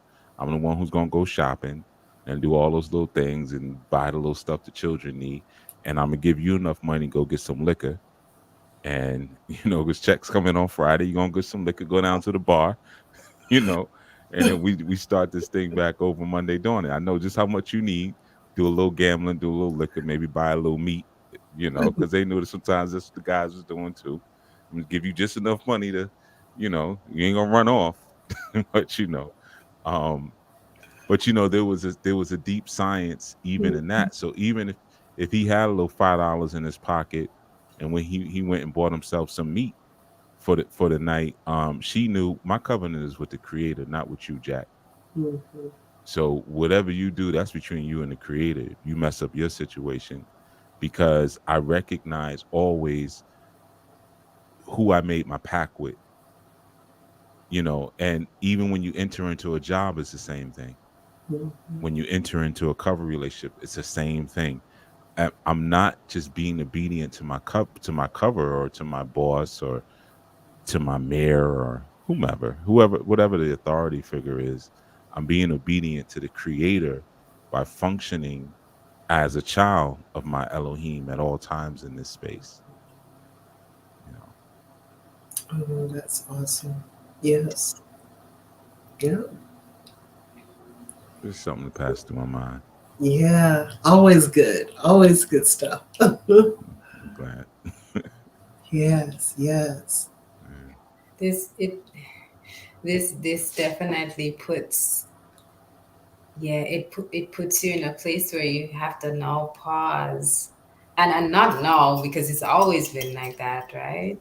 But to really, when we start thinking about what's running through us, you know, is it that, you know, we're, how should I say, spurred on or encouraged by earthly desires or earthly accomplishments versus um, being in good and right standing with the creator, right? Yeah. Because I know, you know, you talk about the example you gave where you show that, yeah, this woman is actually, or the man, it could be a man, is actually recognizing who they are, they're in contract with, right? Mhm.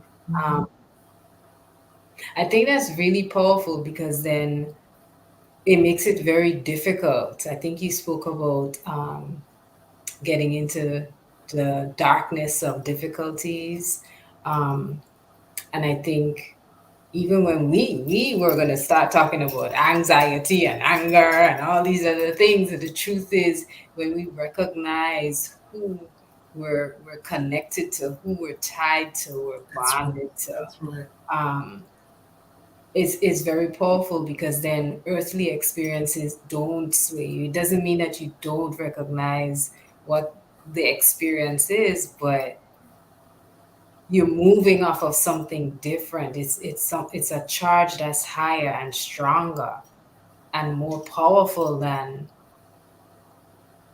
I get, not even, I guess, I know, like it's more powerful than even some of the experiences that may seem like disappointment or may seem like, "Ah, that's not what I was looking for," but that would never be a thought because that's not what you're even focused on.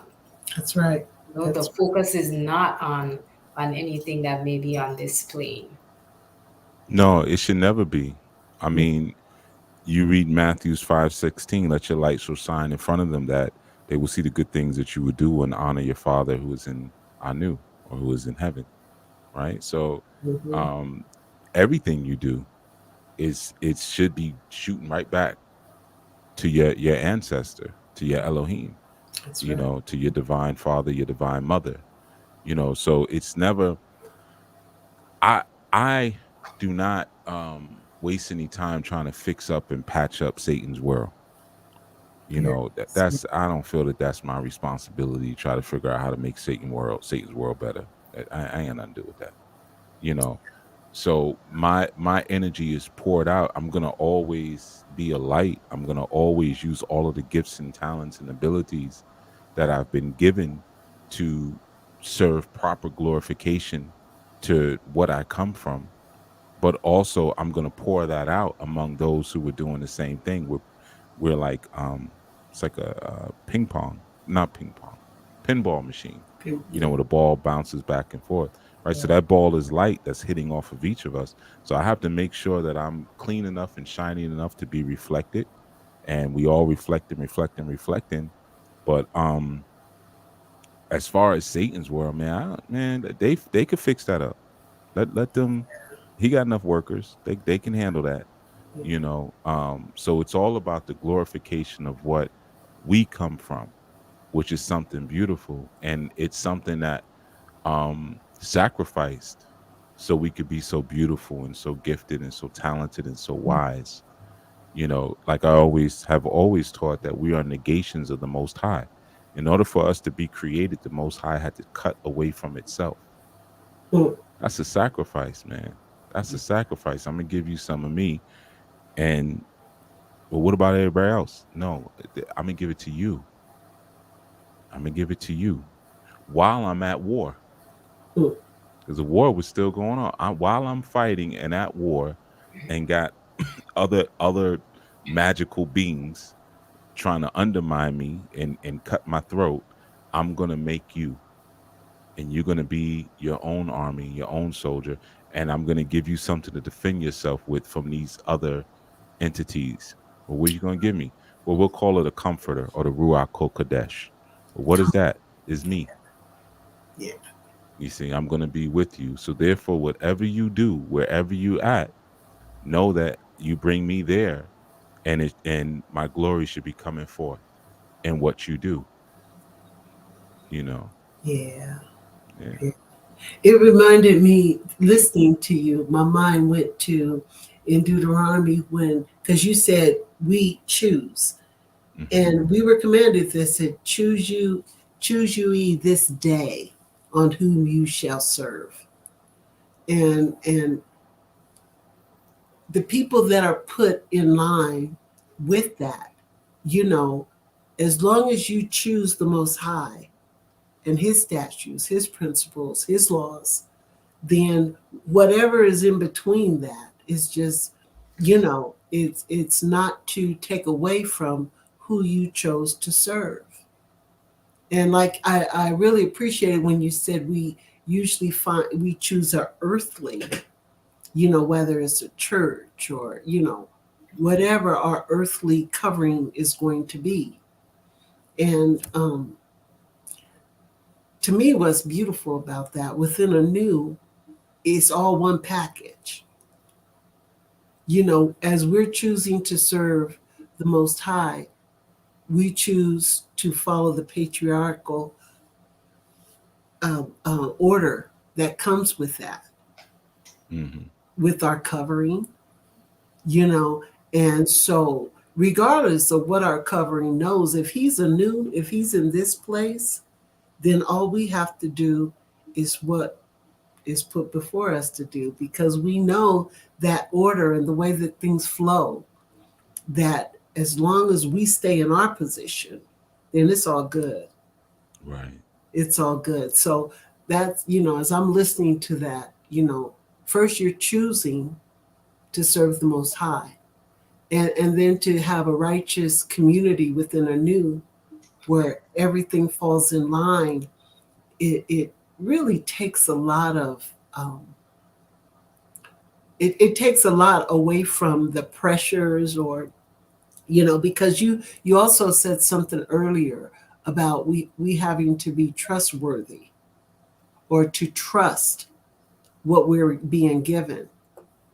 And again, from the time I myself, my own experience within a new, from the time I came through, even orientation, I was always given, you know, um, not just a choice, but the information I needed to make a choice. Hmm. But even if you don't receive that, there's a spiritual thing that has to Mm. happen, because that's when Paul was speaking to them in Colossians. He was speaking to Christian, quote unquote, believers, but they were, let's take Christians out, because they weren't even Christians, no such thing as that. But he was speaking to believers who had masters who were not believers. Mm. So you know how we get on a job when it's like, you see some crookedness, or maybe your boss got a mistress or something on the side. You'd be like, man, I ain't doing this, man. Look, he over there, man. It's Friday. He telling us to stay late, and he going over there off with his secretary, whatever, man. I ain't doing, man. I'll leave this to Monday, man. Let's leave early. Let's sneak out. As soon as he leave, I'm leaving. Right, you know, right, right. and they were doing stuff like that. you That's know, true. so Yeah. you know what they were. you know what color they were, but they were like, man, I ain't listening to Master, man. Master he ain't even got a good God. I ain't listening to him. And Right. Paul was like, nah, man, don't do that. Because you representing the team, you representing the tribe. So, it's not even about if what you come into, if it's, yeah, sure, we strive to give understanding or to help you to achieve understanding, but some things you won't. You Right. know, some things you won't have an understanding of, and you just have to have that that trust from the rip. And you know, it's a job. Yeah. Like sometimes as a person who covers, sometimes the sisters really are disappointing in the way they behave, in their conduct.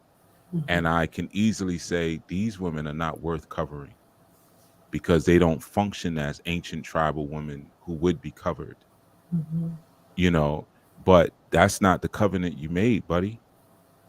That's not what you said you were going to do. So you have to still function, and you know, willfully eventually people will evolve to where they should be. And of course it goes the other way. You know, I remember many years ago when I had my barbershop, there was a brother, the guy who owned the building, was an Italian guy, Anthony, and he had a machine fitting shop above above the barbershop actually. And you know, I used to pay my rent in cash. And you know, some months I'll be late or whatever, or I'm waiting, you know, because with barbers, you know, you making all your money on Saturday. Hmm. But he would always want to collect on Friday. So he would send his brother down. I can't remember his name, it was so many years ago. But I would see him walking like in my mirror, through my mirror, I used to be able to see outside. And I'd see him walk out, here we go. Oh, he about to ask you for this freaking rent, you know. And sometimes I'd be cutting somebody and I want to, he wouldn't even come, he would just go to the window and he'd look in and he'd know, like, you know, he done. And you know, I'm older now, so now I realize like he probably didn't even want to come down there and be telling me, Hmm. you know, this Italian guy is sending him, hey, go tell your soul brother it's rent time, you know. But you don't process all that, you know, in the moment. But there was something very interesting I used to always notice. He used to get drunk every Friday. Every Friday he would get wasted. And he was known in the hood, you know, but he was an older hood brother. I didn't really know him that well, but everybody kind of knew him. And every Friday, same thing. I'd be in the shop cutting hair, and his wife would come pick him up from the bar. There was a bar a couple of doors down across the street, and this was a ritual. Every Friday, she'd come and she'd walk down the street, and it was always interesting because this is a vision I always had in my head. She'd always be holding him like by the side, like almost like if he'd probably fall over if she didn't.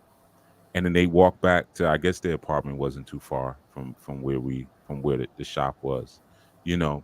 And it's something that I always remembered because yeah, my husband is up here pissy drunk, you know, whatever, but this is my man, this is my husband, Hmm. you know. And y'all ain't gonna mess with him. I'm gonna Hmm. make sure he gets back home every Friday. He gets drunk every Friday. Every Friday I walk down to the bar, I come get him and walk him home, you know. And in that moment she could say, well, if you go down to the bar and get drunk and spend up your money again, I ain't coming down there to get you. Right. If Right. them young boys jump on you, that's on you, you know. But she recognized, no, I am his helpmeet. I Hmm. come from his rib. That means I protect his rib. Mm. He's missing a rib because of me. And really in the Hebrew, the word that was used there doesn't actually translate to rib. It just, you could say rib, but it doesn't really translate to rib. It Mhm. translates to side, you know.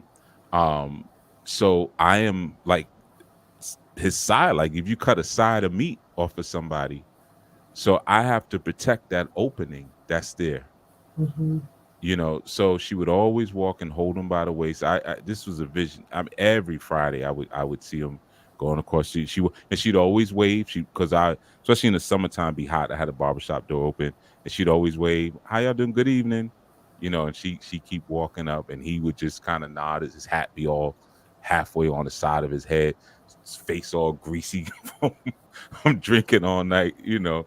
Um, but yeah, so it's the loyalty to the role.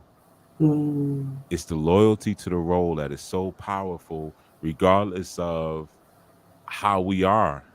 in the moment. You know, we all slip and fall, but when you make that covenant and that promise, whether it's, and I'm sure she understood him, you know, Mm-hmm. but that understanding may not be there. But she might have just said, "Man, this man work hard. You know, he got working in this machine shop, and the guy got him doing practically being a landlord. He got to go to all the storefronts and collect the rent money. He ain't get paid nothing for that. He probably was coming home complaining. This is he all he got is Friday night round the corner with the boys go get drunk, Mm-hmm. you know. And he's still coming home to me because I'm the one that's picking him up. You know, he just want to go loosen up for a couple hours, you know. So yeah, that's just something with that too, you know. We have, it's an understanding that we have to have with each other. We got to learn our people. We got to understand our people. And we may read these stories and say, man, you know, this one was like this, and Boaz came like this, flying out the clouds and saved Ruth and all that, you know.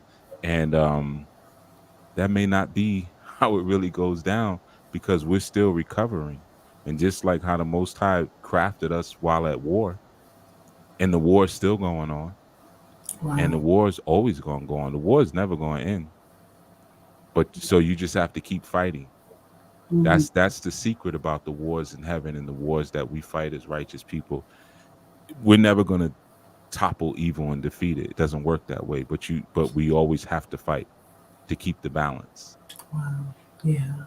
You know. So even the things within us, even the things within our mates, we're warring. We got to target what we're warring against, but it's never going to stop.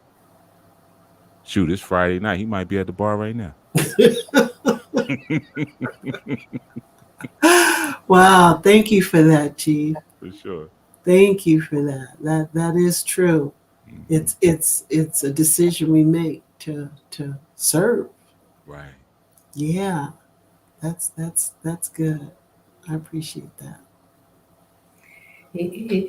I had to close my eyes for a second because um, I started thinking about just I could envision that lateral protection that Mm-hmm. was actually taking place at that moment. And I hear you speak on lateral protection in several ways, um, and that was a good visual because you see it, and it made me also think of something that you've spoken to already before in terms of women being married and in a union, and like identifying, yeah, there may be an issue, or they may say, well, there's an issue in their union, and they may not identify that issue as themselves, but understanding that the role and the expectation is that they stay steadfast, That's right. right? And now your explanation actually gets me to see beyond what I thought it was before, which is just the union, but that union is actually their contract with the Most High. So that's why it's imperative to stay the course, regardless of what your mate is doing in a relationship. So and that's specifically to the woman, Yeah. specific to the woman. And I can't remember. I think it was a film that you were responding to, or it may have been in a lecture or something. But I know that question has come up before, on many occasions. You know, and I know in addition to that, you also said that the father would have to take back that she would actually go back to her father to be covered if she were to Yeah. choose to leave that relationship. But I can't stop thinking about the imperative of that woman remaining steadfast. Mm-hmm. Yeah, because I mean, she see, a lot of times we don't understand what we create in each other, whether it be, the man creating in the woman, or the life the woman creates for herself. There was a movie back in the days, wasn't too far back in the days, but it was called The Craft. And remember that, with them four girls, four or five Mm-hmm. girls? And that was like a beautiful example of the trouble you make for yourself. Yes. Mm. You ain't got nobody to blame but yourself. You made that mess yourself, you know? And the thing about it is that when you are attached and connected to a covering and you're covered, especially in the sense of matehood, um, you are, like we'll use the word again, right? The word was Tesla, that's the Hebrew word for rib that was used there. Mm. Yeah, I know, right? He knew what he was doing. Wow. That man knew what he was doing when he named you. He knew what he was doing. Tesla, Mm. you know. The symbol too. Right. He knew what he was Okay. doing. So the thing about it is that it could mean side, rib, but it also means life. So when it says that Eve was made from Adam's rib, you could also say that Eve was made, or Hawa was made from Adoma's life. You see, and so there's a distinct concept there. Like your life and your experiences and your karma are what bring this woman forth. Mm. And she wasn't. I mean, why take her from the side? Why not take her from the head? You would think that would make more sense because that's where the consciousness is, or even the feet, because that's where he's doing his work. That's where he's putting the work in. But the side means that she's about as equal to you as anything's gonna get. Wow. She Mhm. ain't from your head because she's not here to lord over you, Right. and she's not from your foot because she ain't here to be trampled under your foot. She's on your side. She's from your life. The center. The side is the center. She's taken from your life. So whatever you may see in that man and say, man, he does this, he does that. Well, you were created from all that does this and does that. Right. You are a product of all that does this and does that. Mm-hmm. you know and it's a trickle down always. And that's important too for the man. Sometimes when we look at the woman, there's so many times I've had to remind myself of that. It's almost like looking at your children. Sometimes your children do things and you get so upset and you wonder why. Maybe a certain one, like I have a child like that. Like he just takes me there. As soon as he opens his mouth, I'm like, what? you know, and everyone always notes it like he's oh man, I never see you as upset. He be throwing stuff across the room and he running around and. But when I sit back and think, there's so much stuff that's like me, but Right. he is the outward expression of the things I repress. Wow. Those things that I say, man, I don't like this about me. Let me work on this. Let me work. He just, nah, is right there. Boom. So he's like that mirror I have to look Mhm. at times, and then I get so upset and don't know how to. I'm still figuring out how to deal with it, but Mhm. he's gonna learn how to deal with it, or he's gonna learn how to use it, and I never learned how to use it. So sometimes it could be a subconscious envy there even, but a lot of times in your mates or those you cover, it's the same kind of thing. There could be a sister or a brother who just keeps doing things. Why does he keep doing? Why does she keep doing that? Why you keep doing? Mhm. Because y'all are coming from the same substance. And again, if Hawa was taken from Adoma's life, then she is a walking chronicle and testament of his karma.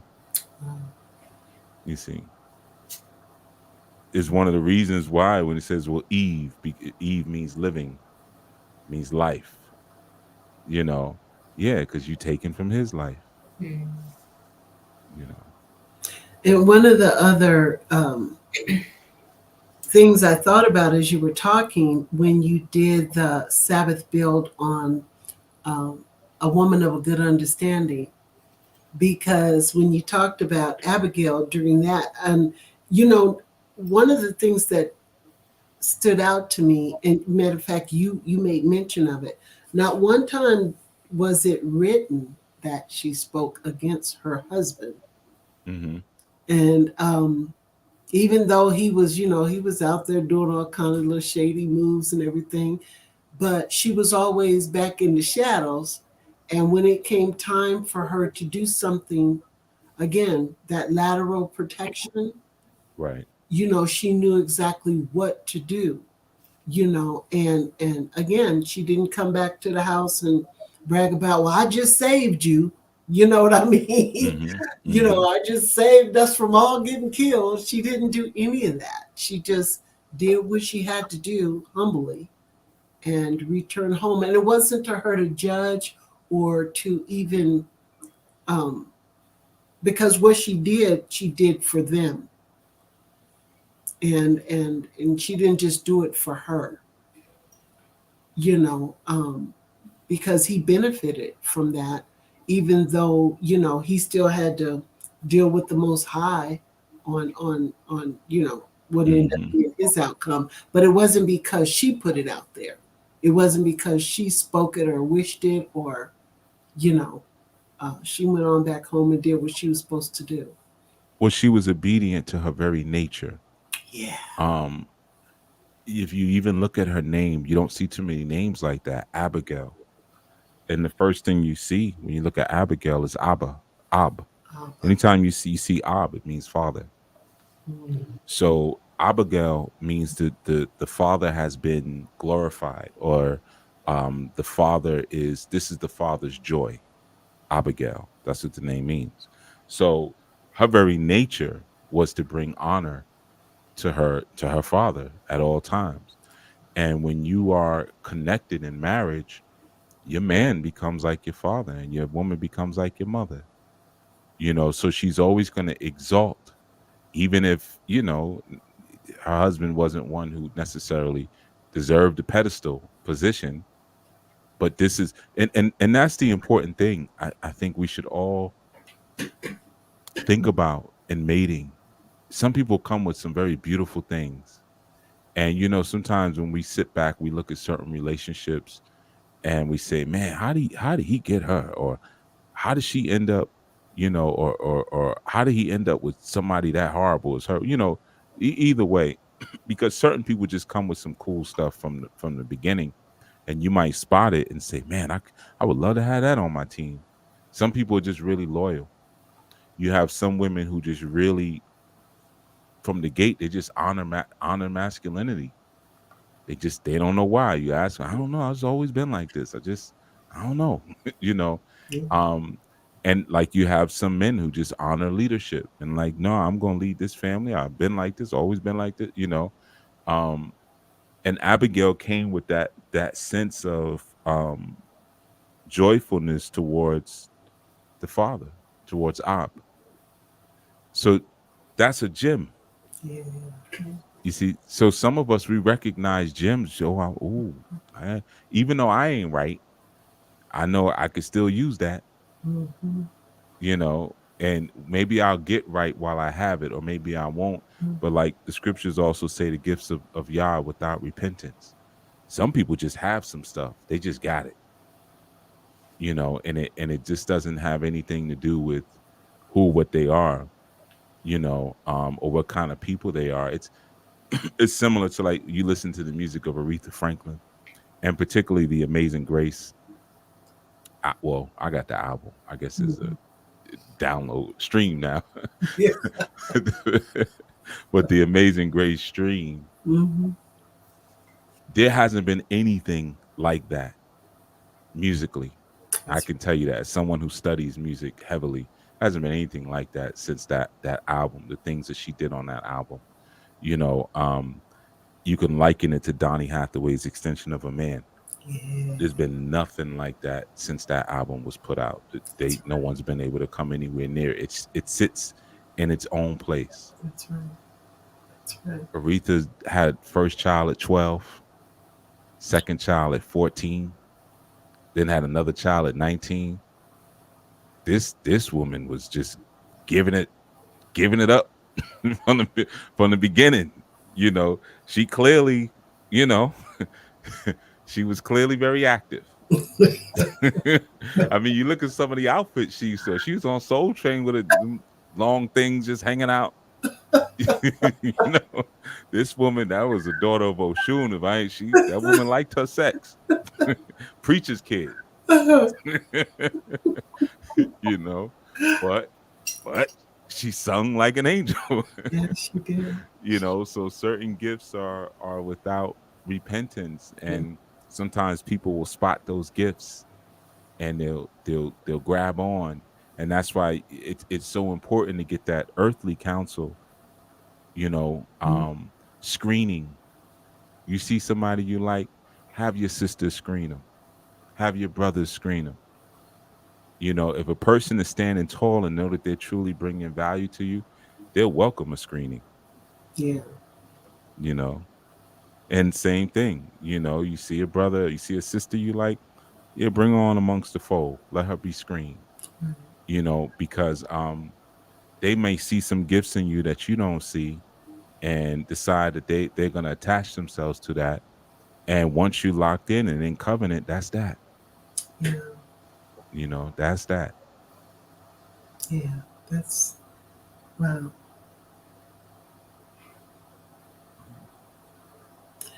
I wonder sometime how I made it this far without community and without a covering. Truly, truly, I'm really thankful. Mm. Well, everything is appointed, everything is orchestrated, even the people you may have been under at some point that you shouldn't have been under.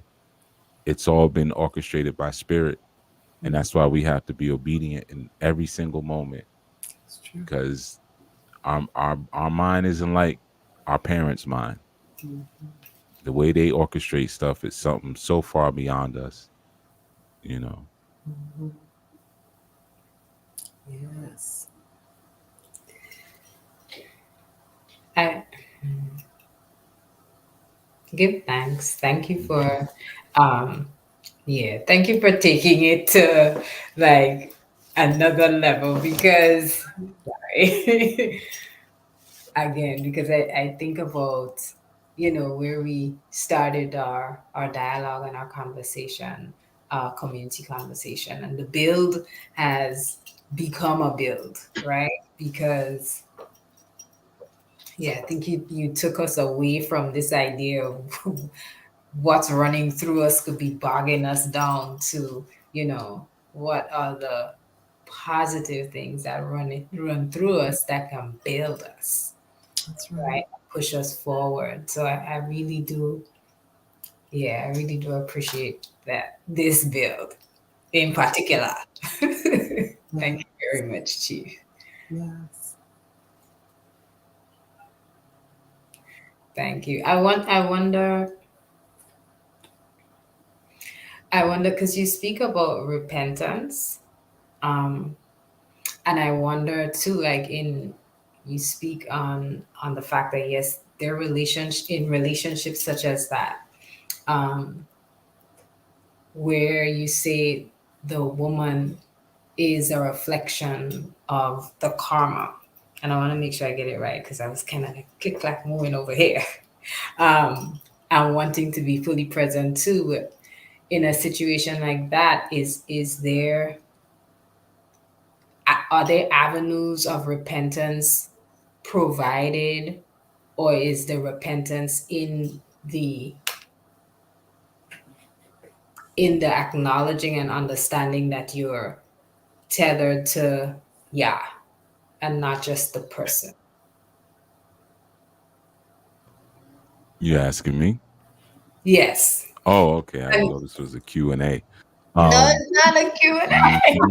Oh Yeah, my I didn't know gosh, that's I what this was. apologize. Yeah. I take it Mhm. back. Thank you. I take it back. Whoop. Mhm. I pulled it off the table. It's no longer on the table. Delete. Okay. Yeah. Yeah. No, I but know. Mhm. oh, go ahead. No, no, no. You go ahead, Softer. No, because when she was asking that question, what was running through my mind, and we were talking when we were preparing for this bill, and with all the things that are poured into us in this community, of course, there's always going to be a lot to learn, and we were looking at certain questions that we had, and with so much to go back and research through, because we have how many years, 15 years worth of videos and podcasts Mhm. that were done back to 2000. And I think I went back as far as I 2010. want to say 2005. You got third. No, was it? Yeah, now you. Yeah. What? No, no, no. Wait, no, no, no, no, no, no. What 2005? It It was, was 2010? Because I know it was, 2010. I mean, I have recordings before that I might have thrown online. I think I did, but the official podcast started in 2010. 2010. Okay. Hmm. But we're now in what, 13. 2023? So yeah, you almost 15 years, 13 years. Yeah. Yeah, yeah.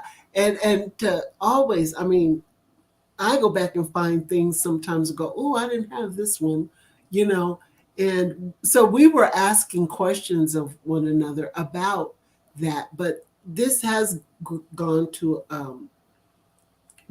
think what I'm looking at is very helpful for me because a lot of times we know what's already in our minds and in our hearts. And when you get to a certain age, you already know what does and doesn't work for you. And now you're at a place we thought to move into a positive place, where do we go from here? So when she was just asking that question about repentance, I was thinking about, you go back to when you know better, you do better, you know, but you never stop growing at the same time.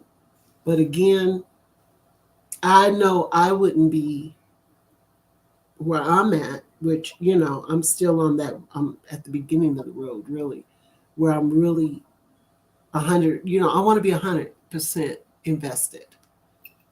And I still struggle with that sometimes because, I want to be 100, but I'm going to say I'm like 75 right now. Hmm. And if I'm to be honest, because I say 75 because I've been willing to be renewed, to be enlightened.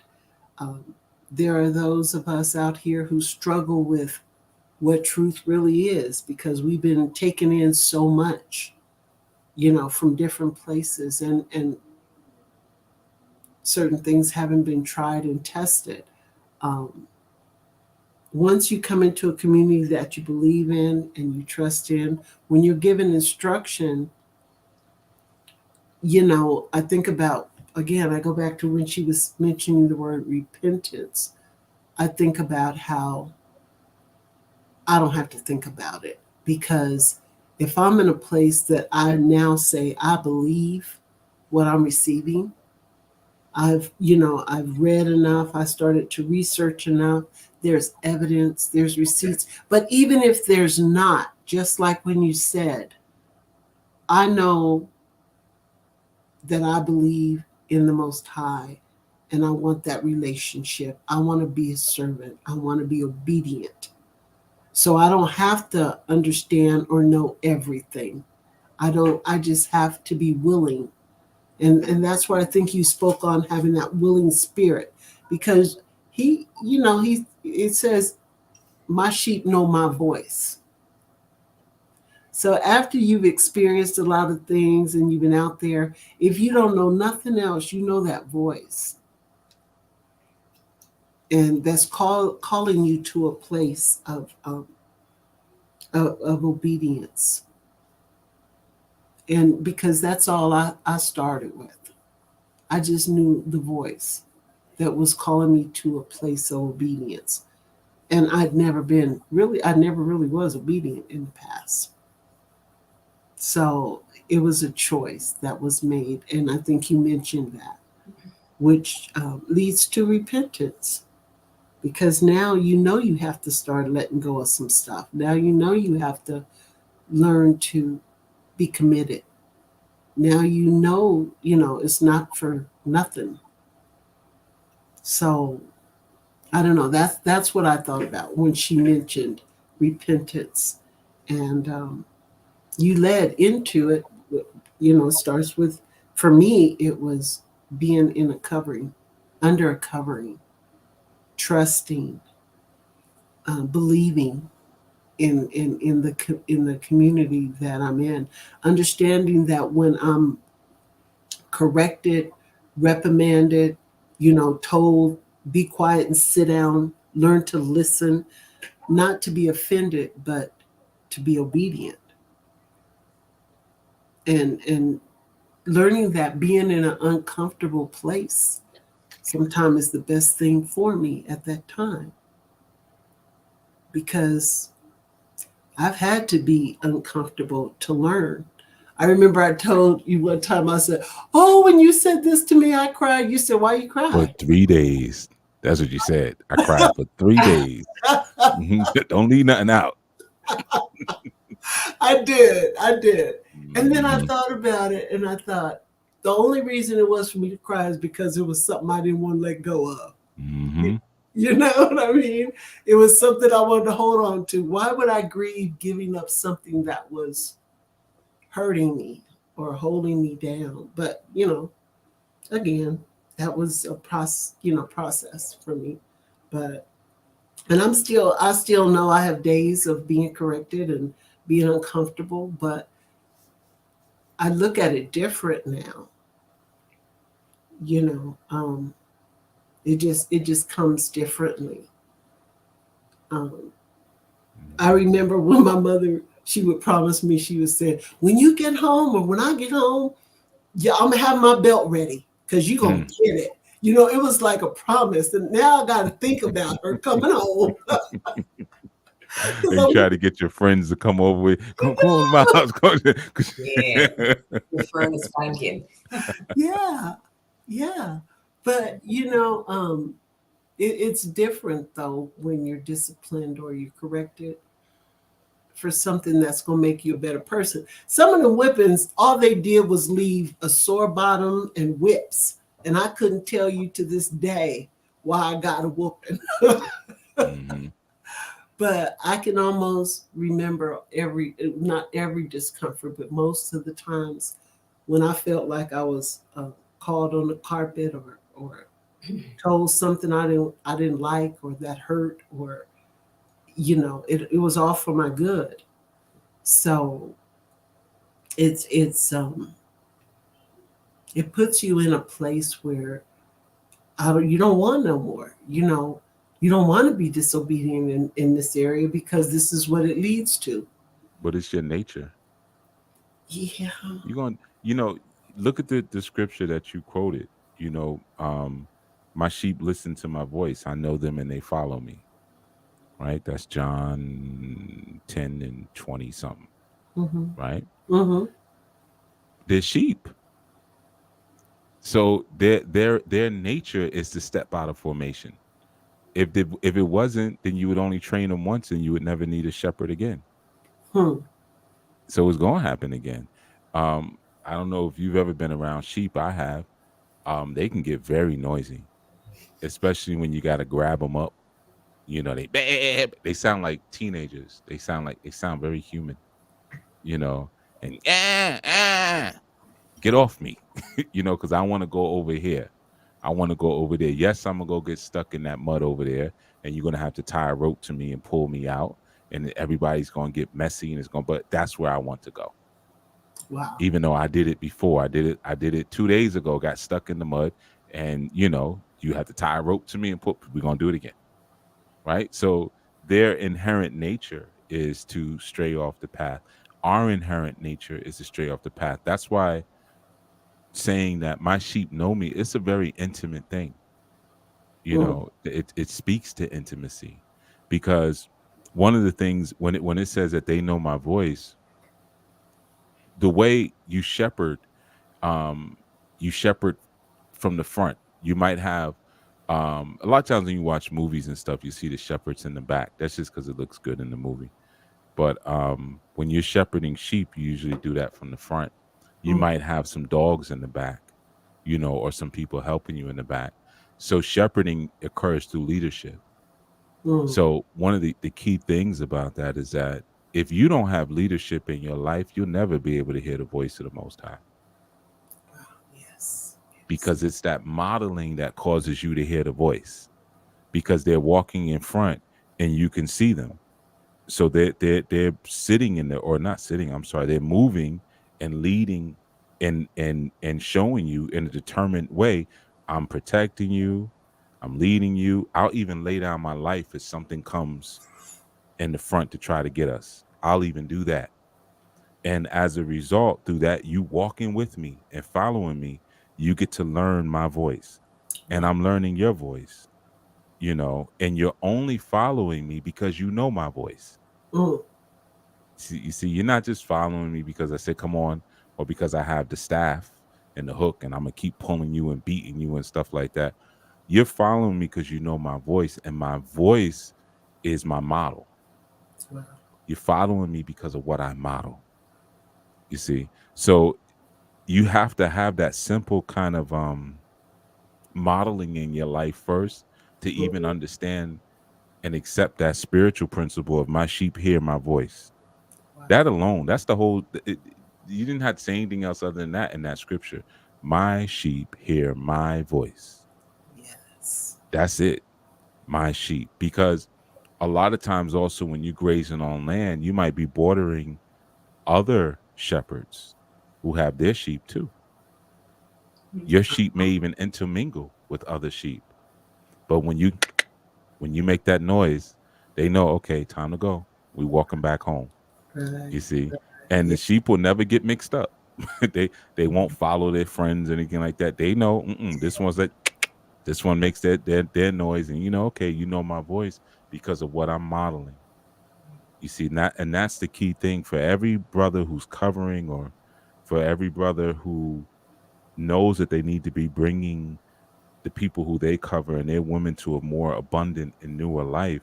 You have to be that good shepherd, just like Yahushua is that good shepherd. And you go back to what Paul taught the Romans when he said faith comes by hearing, and hearing, or hearing that message comes through the word of Yahushua, right? So Yes. faith comes by hearing. Hearing means to walk. That's the real translation of that word. Faith comes by walking, Mm. and walking comes by the word of the Most High, the Yeah. voice of the Most High. So why would I walk? Because if I was a sheep, I heard the voice of the Most High say, "Come on, let's go." Yeah. So now my faith come by hearing. I'm hearing the voice. I'm moving, and now I'm getting deeper in knowledge. Why am I getting deeper in knowledge? Because I'm watching what the Most High is right in front of me, walking, leading me. Whether I'm in the back of the line, in the front, the Most High, I'm a sheep. The Most High is taller than me, so I can see him from wherever I'm at. You see, so that's a critical piece for any brother who's listening and understands what they were truly made to do and truly made to be. It's not just enough to shout obedience, and because I'm the man and I'm the master, you supposed to listen. That man, that's just words, man. Words ain't really no big deal, man. It's about what you're modeling. And like when I said earlier about the trust, we could greet each other all day. Be encouraged, sister. And like you said, there's some days you put your foot on the floor. It's like, ugh, you feel the weight. It's one of those days. But Mm. if someone is encouraging you who ain't living it, or you don't even really trust them because they're unpredictable, their encouragement means absolutely nothing. In Right. fact, it might even be annoying. Right. Man, why don't you shut up? Right. you know, That's so true. Yeah. like, you can't tell me nothing. you know, but so it's important that we even get around those good sheep and get with that good shepherd. So when they say, be encouraged, it's gonna be all right. Them saying that is a prayer right there. It's Mm. power Yeah. right there. Just them saying that, like, yeah, you know what it is, because you tuned in. You tuned in, and thank you for reminding me that, I'm tuned in too. I forgot for a second, Yeah. Yeah. but getting that from people who ain't tuned in, or who got all kind of demons flying all in and out. You talk about what's flowing through you, right? Demons Right. flowing all through them, and they're a train station for demons, and they turn on you and say, the scriptures say the script. What scriptures? Go on with go all that. Right. I'm not trying to accept nothing. I don't want a glass of water from you. I don't want nothing from you. So that love that we share for each other also should compel us to be right for each other. Right. Because there'll come times when I remember I went through something once. It was a sister I was dealing with, and she she just looked at me, and it was a real heavy situation. I was like real super super heavy. I was dealing with at the time, and she kind of gave me that look like you okay. I had to get up. I had to get ready to do something, and she gave me a look. She looked over at me like, you okay? Like you all right? Didn't even say anything, and I felt stronger Wow. in that moment because she's a warrior like I'm a warrior, and we think similar, and we working and fighting for the same cause. So she didn't even have to say anything. She just looked at me. You know, that's Yeah, how powerful it was. that's yeah, that's deep. Yeah, when you really moving as a unit and as a tribe, Hmm. the level of strength that you're able to pull from each other through your harmonizing and sympathizing with each other is no one else can do that for you. Wow. You know. Yeah, Yeah. that's good stuff. Mm. Indeed.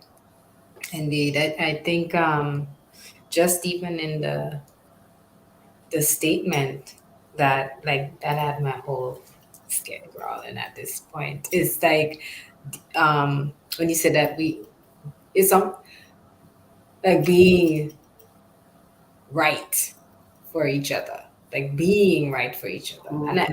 maybe I'm misinterpreting. Let me know, Chief. Um, Oh, more questions. What was your question, sister? I'm not asking questions. You had a question for me, sister. Asking questions. I just say, I want to make sure I'm right. But the point I'm making is um, that was powerful.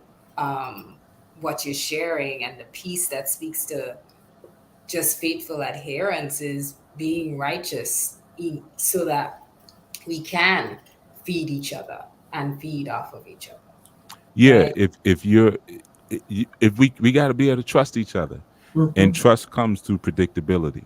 Mhm. I get people who contact. I had somebody contacting me today, actually. She's going through something, and she's just said, "Can you just make a lot for me, please? Make a lot. I got a situation happening." Um, and she's not predictable, and she's not trustworthy. But as I have been told by other people before, like one sister told me once, "You are the most consistent brother I've ever met in my life." Yes. And she said, because she kind of weaves in and out. We'll go 2-3 years without speaking to each other and kind of bump into each other. She's like, you've always been on helping and serving. She's been like that. Yeah, we've known each other about 18, 19 years now. And I never thought about it. I just because time moves fast too as you get older. Mhm. So you don't even realize like how long you've been Mhm. doing what you're doing. But that establishes a trust for them where they can say, I know I can always go to this brother, and if I ask him to pray for me, if I ask him to make salat for me, if I ask him to do these things, I know that it's effective because I trust. And Right. trust is a powerful thing. So us being able to be that for each other, what is our consistency like? And I know that's very difficult as melanin rich people because we a lot of times have so many spirits that we fight in at the same time. It's like you call the average black household. You remember back before there was cell phones, was one phone in the house. Mhm. You know, I used to hate calling certain houses a bunch of people lived in because you don't know whose attitude you got to get through to get to the person you calling. That's right. One day you call and, hey, what's up? How you doing? All right. Next day, what? What did I do? Hold on. you know, but that's just regular black household stuff. One Yeah. day they have, one day they got an attitude like you don't know what the heck going on. Yeah. So we have so many things that we deal with sometimes that keeps us even hormonally imbalanced. That's right. The foods we be eating, the stuff we Mhm. smell, even the colognes and perfumes we wear Mhm. can throw our hormonal balance off, and we're feeling different each day. And these are all the things that we got to re-examine and say, man, am I doing things that prevents me from being a pillar? Mhm. Because there might be that situation, man, where you got a brother or sister who's spiritually in hell, and they need a word from you to be rescued. Yeah. But because you've been acting like a monkey for so long, they don't trust anything that comes out of your mouth. Mm-hmm. And you may have a sincere desire in that moment to help them, but they're not going to accept it from you. Right. And Chief is busy that day. Mhm. So that's what I was speaking to in terms of being right. When you think about not just being right because it's good for me, not just being right because I made a commitment to the creator, but being right because I say I love my people. That's right. If I have children, if I have grandchildren, let me eat right so I don't have to be a concern for them later. I didn't feel like drinking any water today. I don't have a taste for water, but I know I need to drink some more water. Mm-hmm. Let me go on and drink some water for my grandchild. Let me go on and drink some water for my brother. Let me go drink some water for my sister. Mm-hmm. So I'll be healthier tomorrow in case I'm needed. I know I want to smoke this. I know I want to drink this bottle. But you know what? If I drink this bottle, somebody might call me and need me, and I may not be ready for it. Mm-hmm. So I'm not gonna be able to drink this bottle just in case I'm required by one of my brothers or sisters. Wow. That's that being each other's keeper and really having that healer's code, recognizing that we all still healing. We all banged up, That's right. so um to show our behinds and act a fool, it discourages us having faith in each other, which can be very dangerous and injurious to people that you don't know who may be going through something and really need to kind of unfold and wind out in front of someone. Mm-hmm. But they're so scared to do it in front of you because you're so unpredictable. But they just need that moment where they could just cry and say, take off the head wrap, cry, got the snot bubbles popping out and everything. Just I need to go for it. you know, and they start to, our sisters, y'all start taking your earrings off and stuff like that, and putting the grease on your face. Like sometimes you'll cry, be like, I gotta get ready because this gonna be wild. So hold on to something. you know, sometimes people may need those moments. I've had those moments with brothers where I knew even speaking about certain conversations, I might have to grab this brother. Sometimes brothers have so much anger bottled up inside of them that they'll just start swinging and punching. Yeah. And you got to be ready for that. I've had that happen before where I had to put someone to sleep. Because and it wasn't that he was just so hurt and angry, and there was things that he needed to talk about in his childhood, and he never trusted anybody to be able to have those conversations. And it's a big ex-football player. He's 6'5", 300 and something pounds, all muscle. So most people not really trying to, like, well, what if he goes out of and that's a question sometimes you ask as a therapist. If this guy loses it, can I handle this situation? And if I can't take this person on. Mm-hmm. And this happened to be, we're still friends, a good friend of mine. And sure enough, just what I suspected what happened. We started going to his childhood and some of the abuses, and he grabbed me Wow. and started demanding answers. What the F is that about? I said, oh, hold on, man. I don't know what got into you, but first off, you get them big mitts off me. you know, I ended up having to wrestle him and I put him to sleep, you Mm-hmm. know. Um, but that's me being right for my brother. I got to be strong enough to put this big giant yeti to sleep and still be strong enough when he comes back into conscious, say, okay, we keep talking. And when he starts crying, for me to not get weird, all of that. This Mm-hmm. how far can we go down this rabbit hole with each other? Mm-hmm. And some of us can be so uncaring, like, hey man, well, you tell them, you start to open up and they, oh, well, you know what, I got to get out of here, or they cut you short, something like that, and it just builds up more resentment and hurt. Mm-hmm. And being right for each other is maybe going and getting peer certification, getting training in peer counseling. getting a book on something like that, learning about childhood trauma, taking a class on it, not because you want to start a new job or anything, but because you want to be right for your brother or right for your sister. Mhm. Be able to have those moments. You know, and that's what I'm speaking about. And sometimes that stretches you in areas that you may not ever think. I remember the first time I had to have a sex talk with one of my daughters, and me and her mother, and I made a whole chart what we were going to talk about. Mhm. And she was like, "No, we just got to talk about reproduction." I said, "No, we're going to talk about anal sex. We're going to Mhm. talk about oral sex. We're going to talk about hand jobs. We're going to talk about all these different things. We not because these are the things that she's affronted with every day. Yeah. This is a different time now.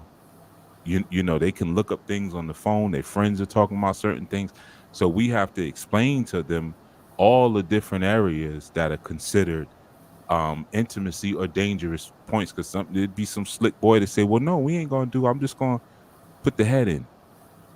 I mean, we that's what us young boys we all, we are trying to figure out all these different ways to get in. I'm moving tomorrow. You ain't never gonna see me again. You make up stories. I'm going into the army. You 14 years old. I got drafted. You never gonna see me. I'm going to the army to fight Canada. you Like know, Canada. making up lies. I had a cousin who did that. That's what I'm saying. He told a girl he's going to army. He was 14. No, he was Michael was about 15, 16 years old. So you ain't never gonna see me again. You gotta give me some, you know. So Yeah. that's a part of being right for your children. And it's uncomfortable for you, it's comfortable for everybody. But we at war, Yeah. you know. So that's what I was speaking to. Thank you.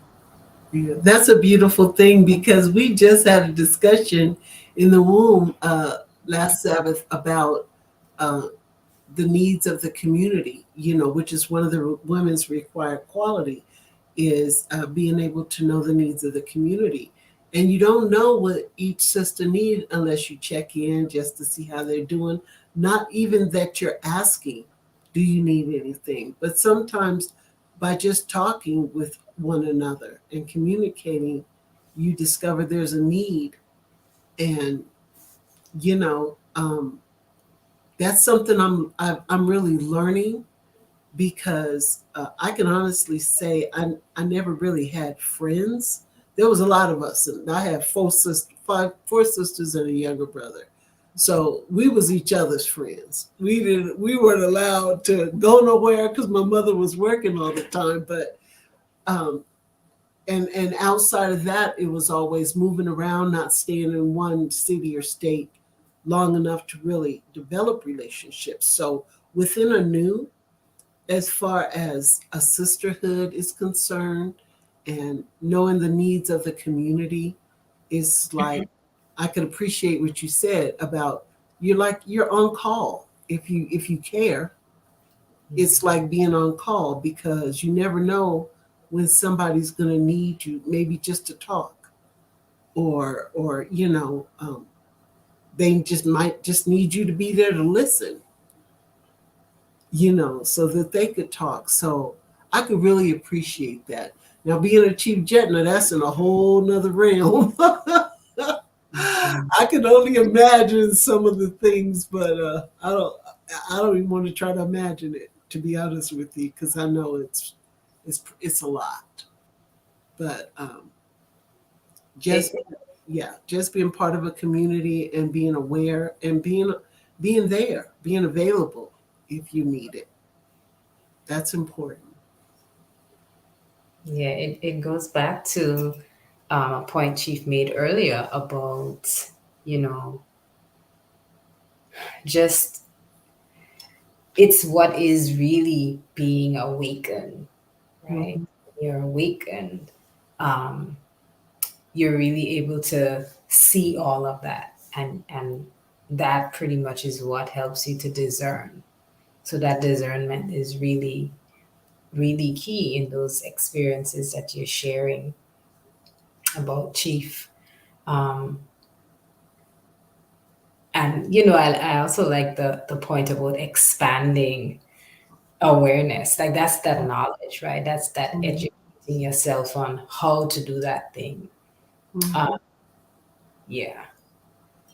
Yeah, because I think even when it comes to supporting others and offering what is needed in that moment, I think many times we many assume it's just okay, you'll be led, you know, and unfortunately, in some situations, people lean on readings, they lean on, you know, other tools, as opposed to, again, using knowledge and being able to, tap in, as Chief has taught us to. So, and being qualified too, like that's, I think that's most important, and that's what he's speaking to in terms Mhm. of knowing what's needed in the moment.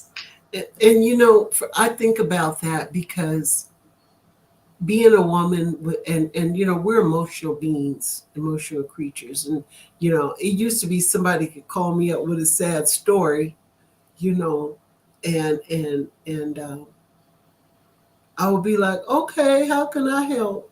You know, and so it's such a good place to be. Well, okay, well, let me get back with you. I need to reach out and talk to my covering about it, and he'd be like, who's that?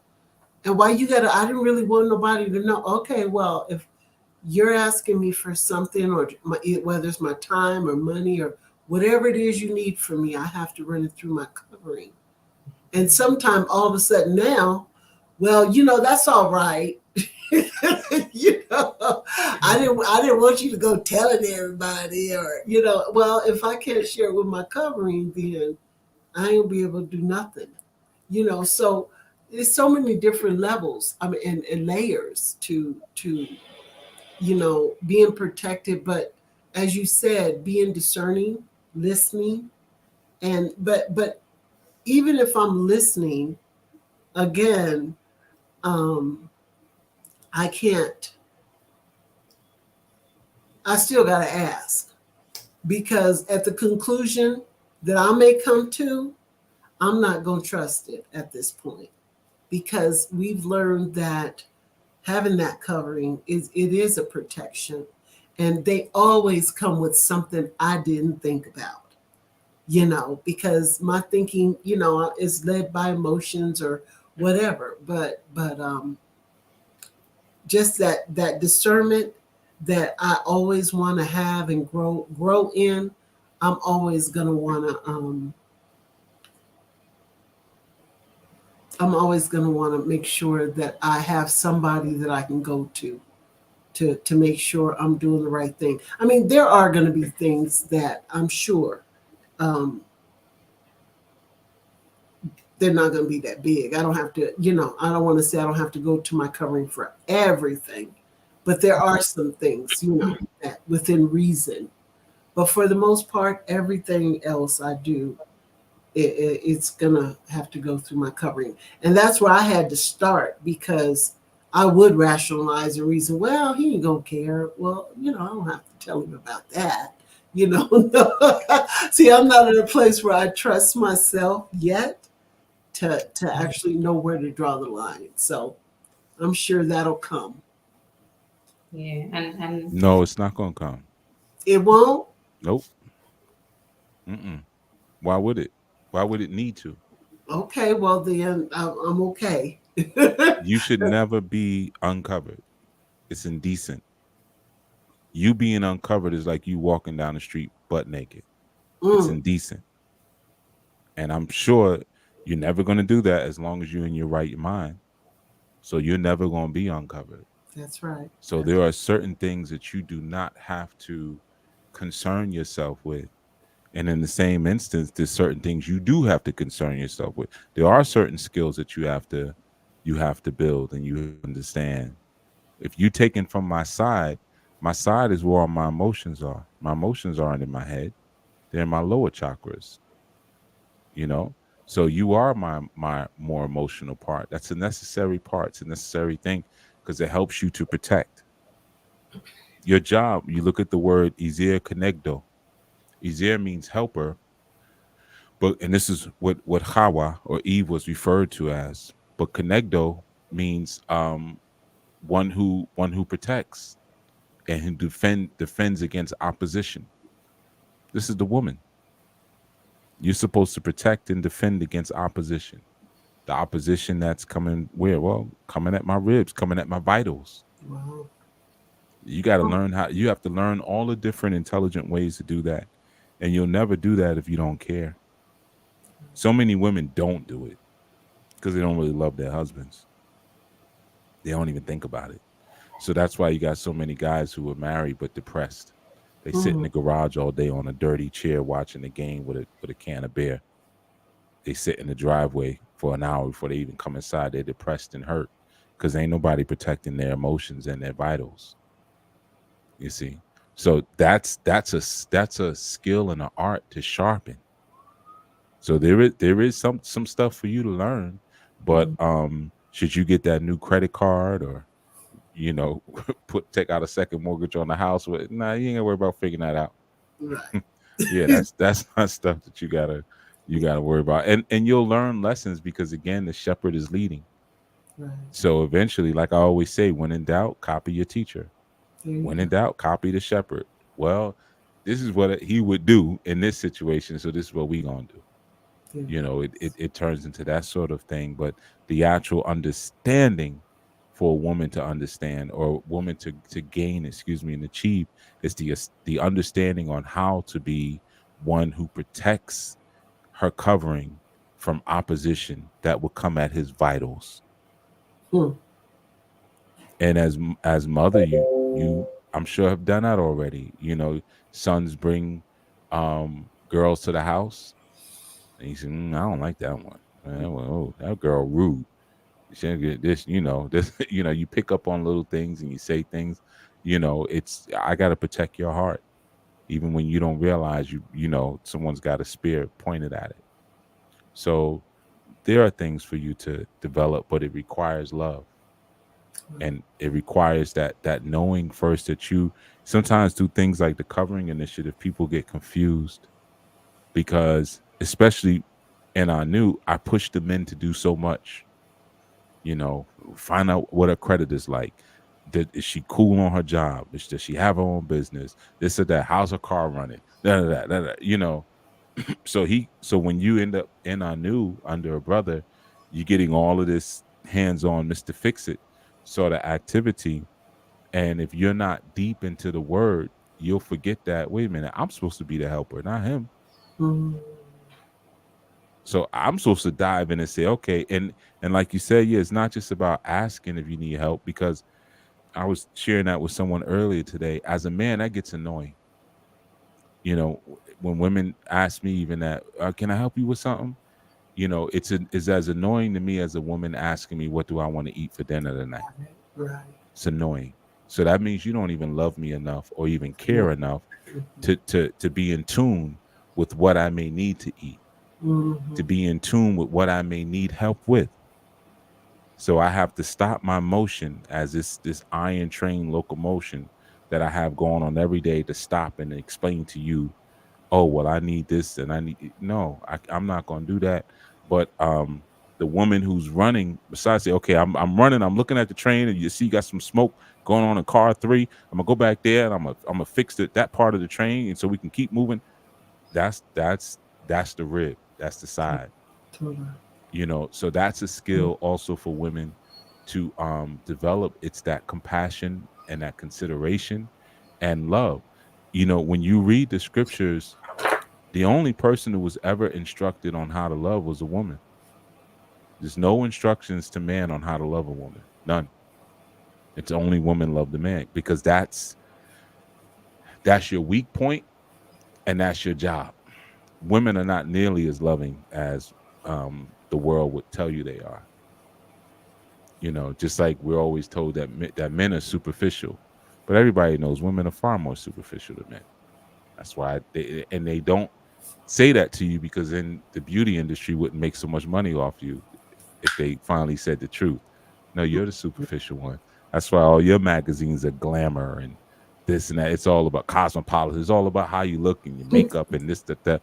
Our magazines are Field and Stream, Right. Guns and Ammo, all Right. stuff that we do as far as servicing somebody, mechanics, and all your stuff is to glorify you. See how Satan messes with you? Yeah. Yeah. You don't have any magazines on, you're having magazine, how to drive him crazy in bed, not how to protect him from the politics on his job, Hmm. Hmm. how to protect him from his family who doesn't appreciate him. Right. That's your job. Wow. you know, Wow. how to protect him from your daughter that y'all have together who manipulates him. Right. You see, I'm speaking from experience. That's help I needed help on, because my daughters used to run circles around me. you know, and I just wouldn't. I wouldn't be. I didn't catch it. I wouldn't like, huh? What happened? And then it would be their mothers like, no, come here. Well, Yeah. don't ask me. I just told you no. Oh, you told her no? Yeah, I just told her no in the dining room, and she came over here to the garage and asked you to. What? Same thing. And Yeah. I'm sitting there feeling stupid. you know, give me back my $10. That's good stuff. That's Yeah, good. those are the things that need to be cultivated. We men need protection too. It's just a different kind of protection. We need emotional protection. You see, yeah. Wow. Beautiful build. This is good. I got a whole new page of notes just sitting here. I've been writing alongside of the notes we had for the bill, and I get to take Right. from the bill. Always. Like those notes are obsolete. This is the new stuff. Yeah. Yeah, no, those are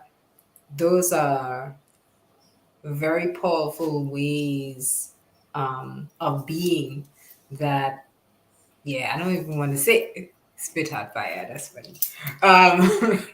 Those are very powerful ways of being that, and I'm gonna admit those are not, have not been cultivated in me to the point where they should be. Um, and even with your question that you asked, Safta, and I think you were going down the road of asking whether, like we would ever be in a place where we won't need that. Um, that guidance. This is an example again of that guidance and that expectation, not expectation, but the guidance based on the expectation that we should have for a woman. Mhm. But I also know too, and I can't ever say I know what Chief is gonna say, but I will say this, like that's a part of what our rearing and upbringing should instill in us. And I'm saying that because which breakdown did we do? Faithfully Feminine. When we did Faithfully Feminine, there were a lot of qualities that were being shared, and those qualities were qualities that clearly the brothers were identifying that the sister would come with. Mhm. So you think about rearing and upbringing and having those instilled from young, you know. But I will say I'm appreciative of the Anu space. I'm appreciative of what you bring and what you share, Chief, with us, because you said something early on, like us experiencing other experiences or being on other paths, I would say, early on in our lives, and being bombarded by all of the other teachings, and being loyal to them to a certain degree, but then realizing, no, it's not that, you know? Um, and speaking about my sheep would hear my voice, like I've shared this before. One year, I was literally doing three different things, and I had to pause and identify and say, no, it's going to be Anu. it's going to be anu because there's this, there's that, there's that.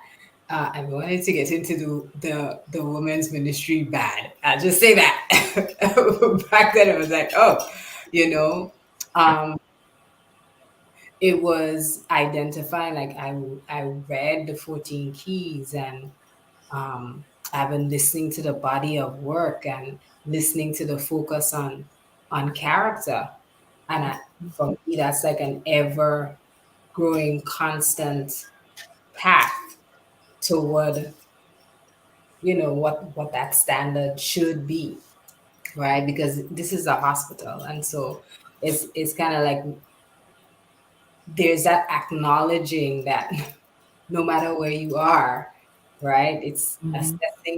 assessing your life, but also understanding you do have a journey forward, and it's going to require repair, and that repair has to do with repairing some of those qualities and instilling some of those qualities that you are speaking to, chief.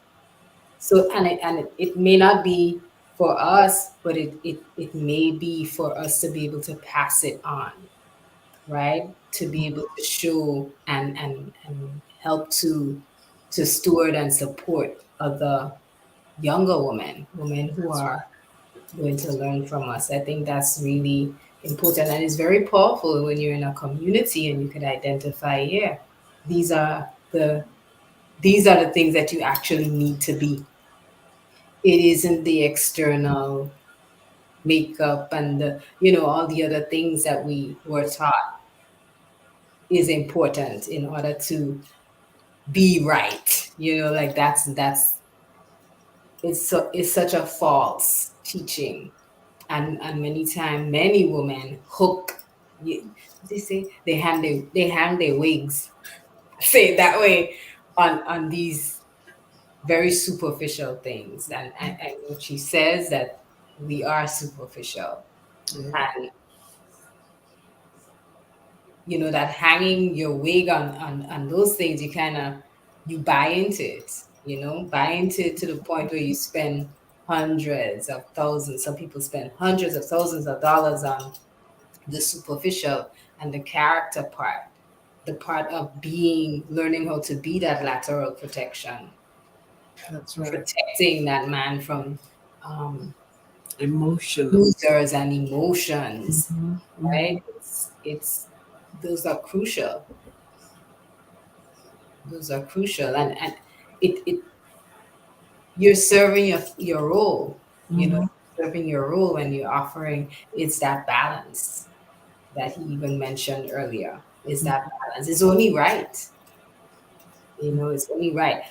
We have been building and building and talking and sharing, and Chief has been dropping gems. I see.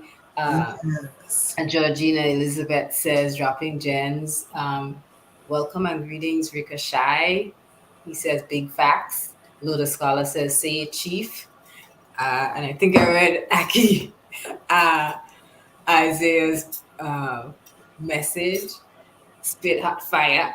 So I really appreciate the share and the build. And the chat has gotten really quiet, I noticed. But this is I think this is a good time for anyone who wants to jump in and share or add to the build. And as we do move toward before closing, I wanted to, just make sure that that I just mentioned the Sunday affirmative and our midday affirmative, and which is always awesome. I finally figured out how to work my mic because for a long time I couldn't work my mic on my phone. And Also, I just wanted to mention because I do look forward to the retreat that is coming up this summer, and I'm so excited that it is opened up for others to come and experience on a new retreat. Because to me, it's like you just get a little taste of what an awesome community that it is.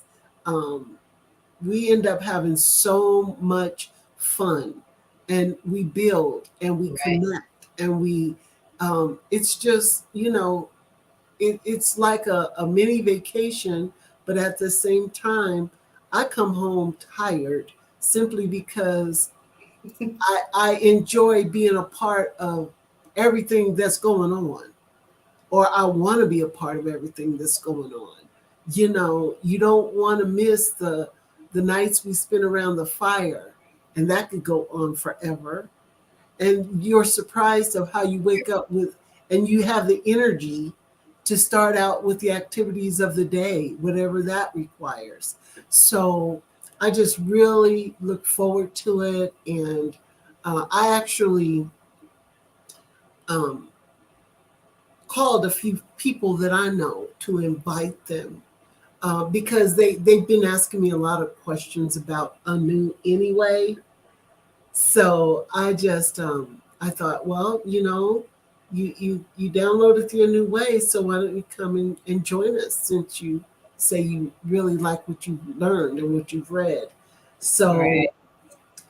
I just wanted to mention that tonight. Um, and I don't know if I'm gonna be able to last much longer. Um, I've got some. I've been struggling with some dental work that gets to be done. Oh yeah, it says Chief says we're gonna fry up some ba- baguettes on sticks on fire in New Orleans. Oh boy. Well, for those of you who are still here, just I know you're probably looking at the screen while you listen to Safta share a little bit about the upcoming retreat. You can use the QR code on the screen right now, and it will take you directly to the application, the registration form. Check it out.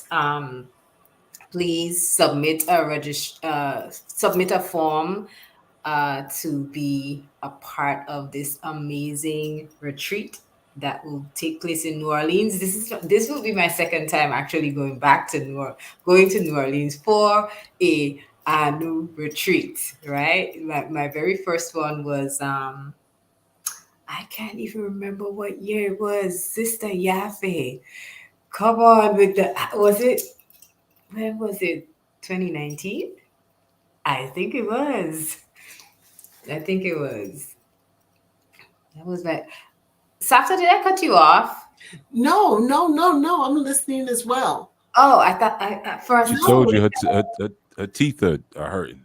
Yeah, her she teeth. giving them a rest. She been flapping her gums for 3 hours. She giving her gums a rest.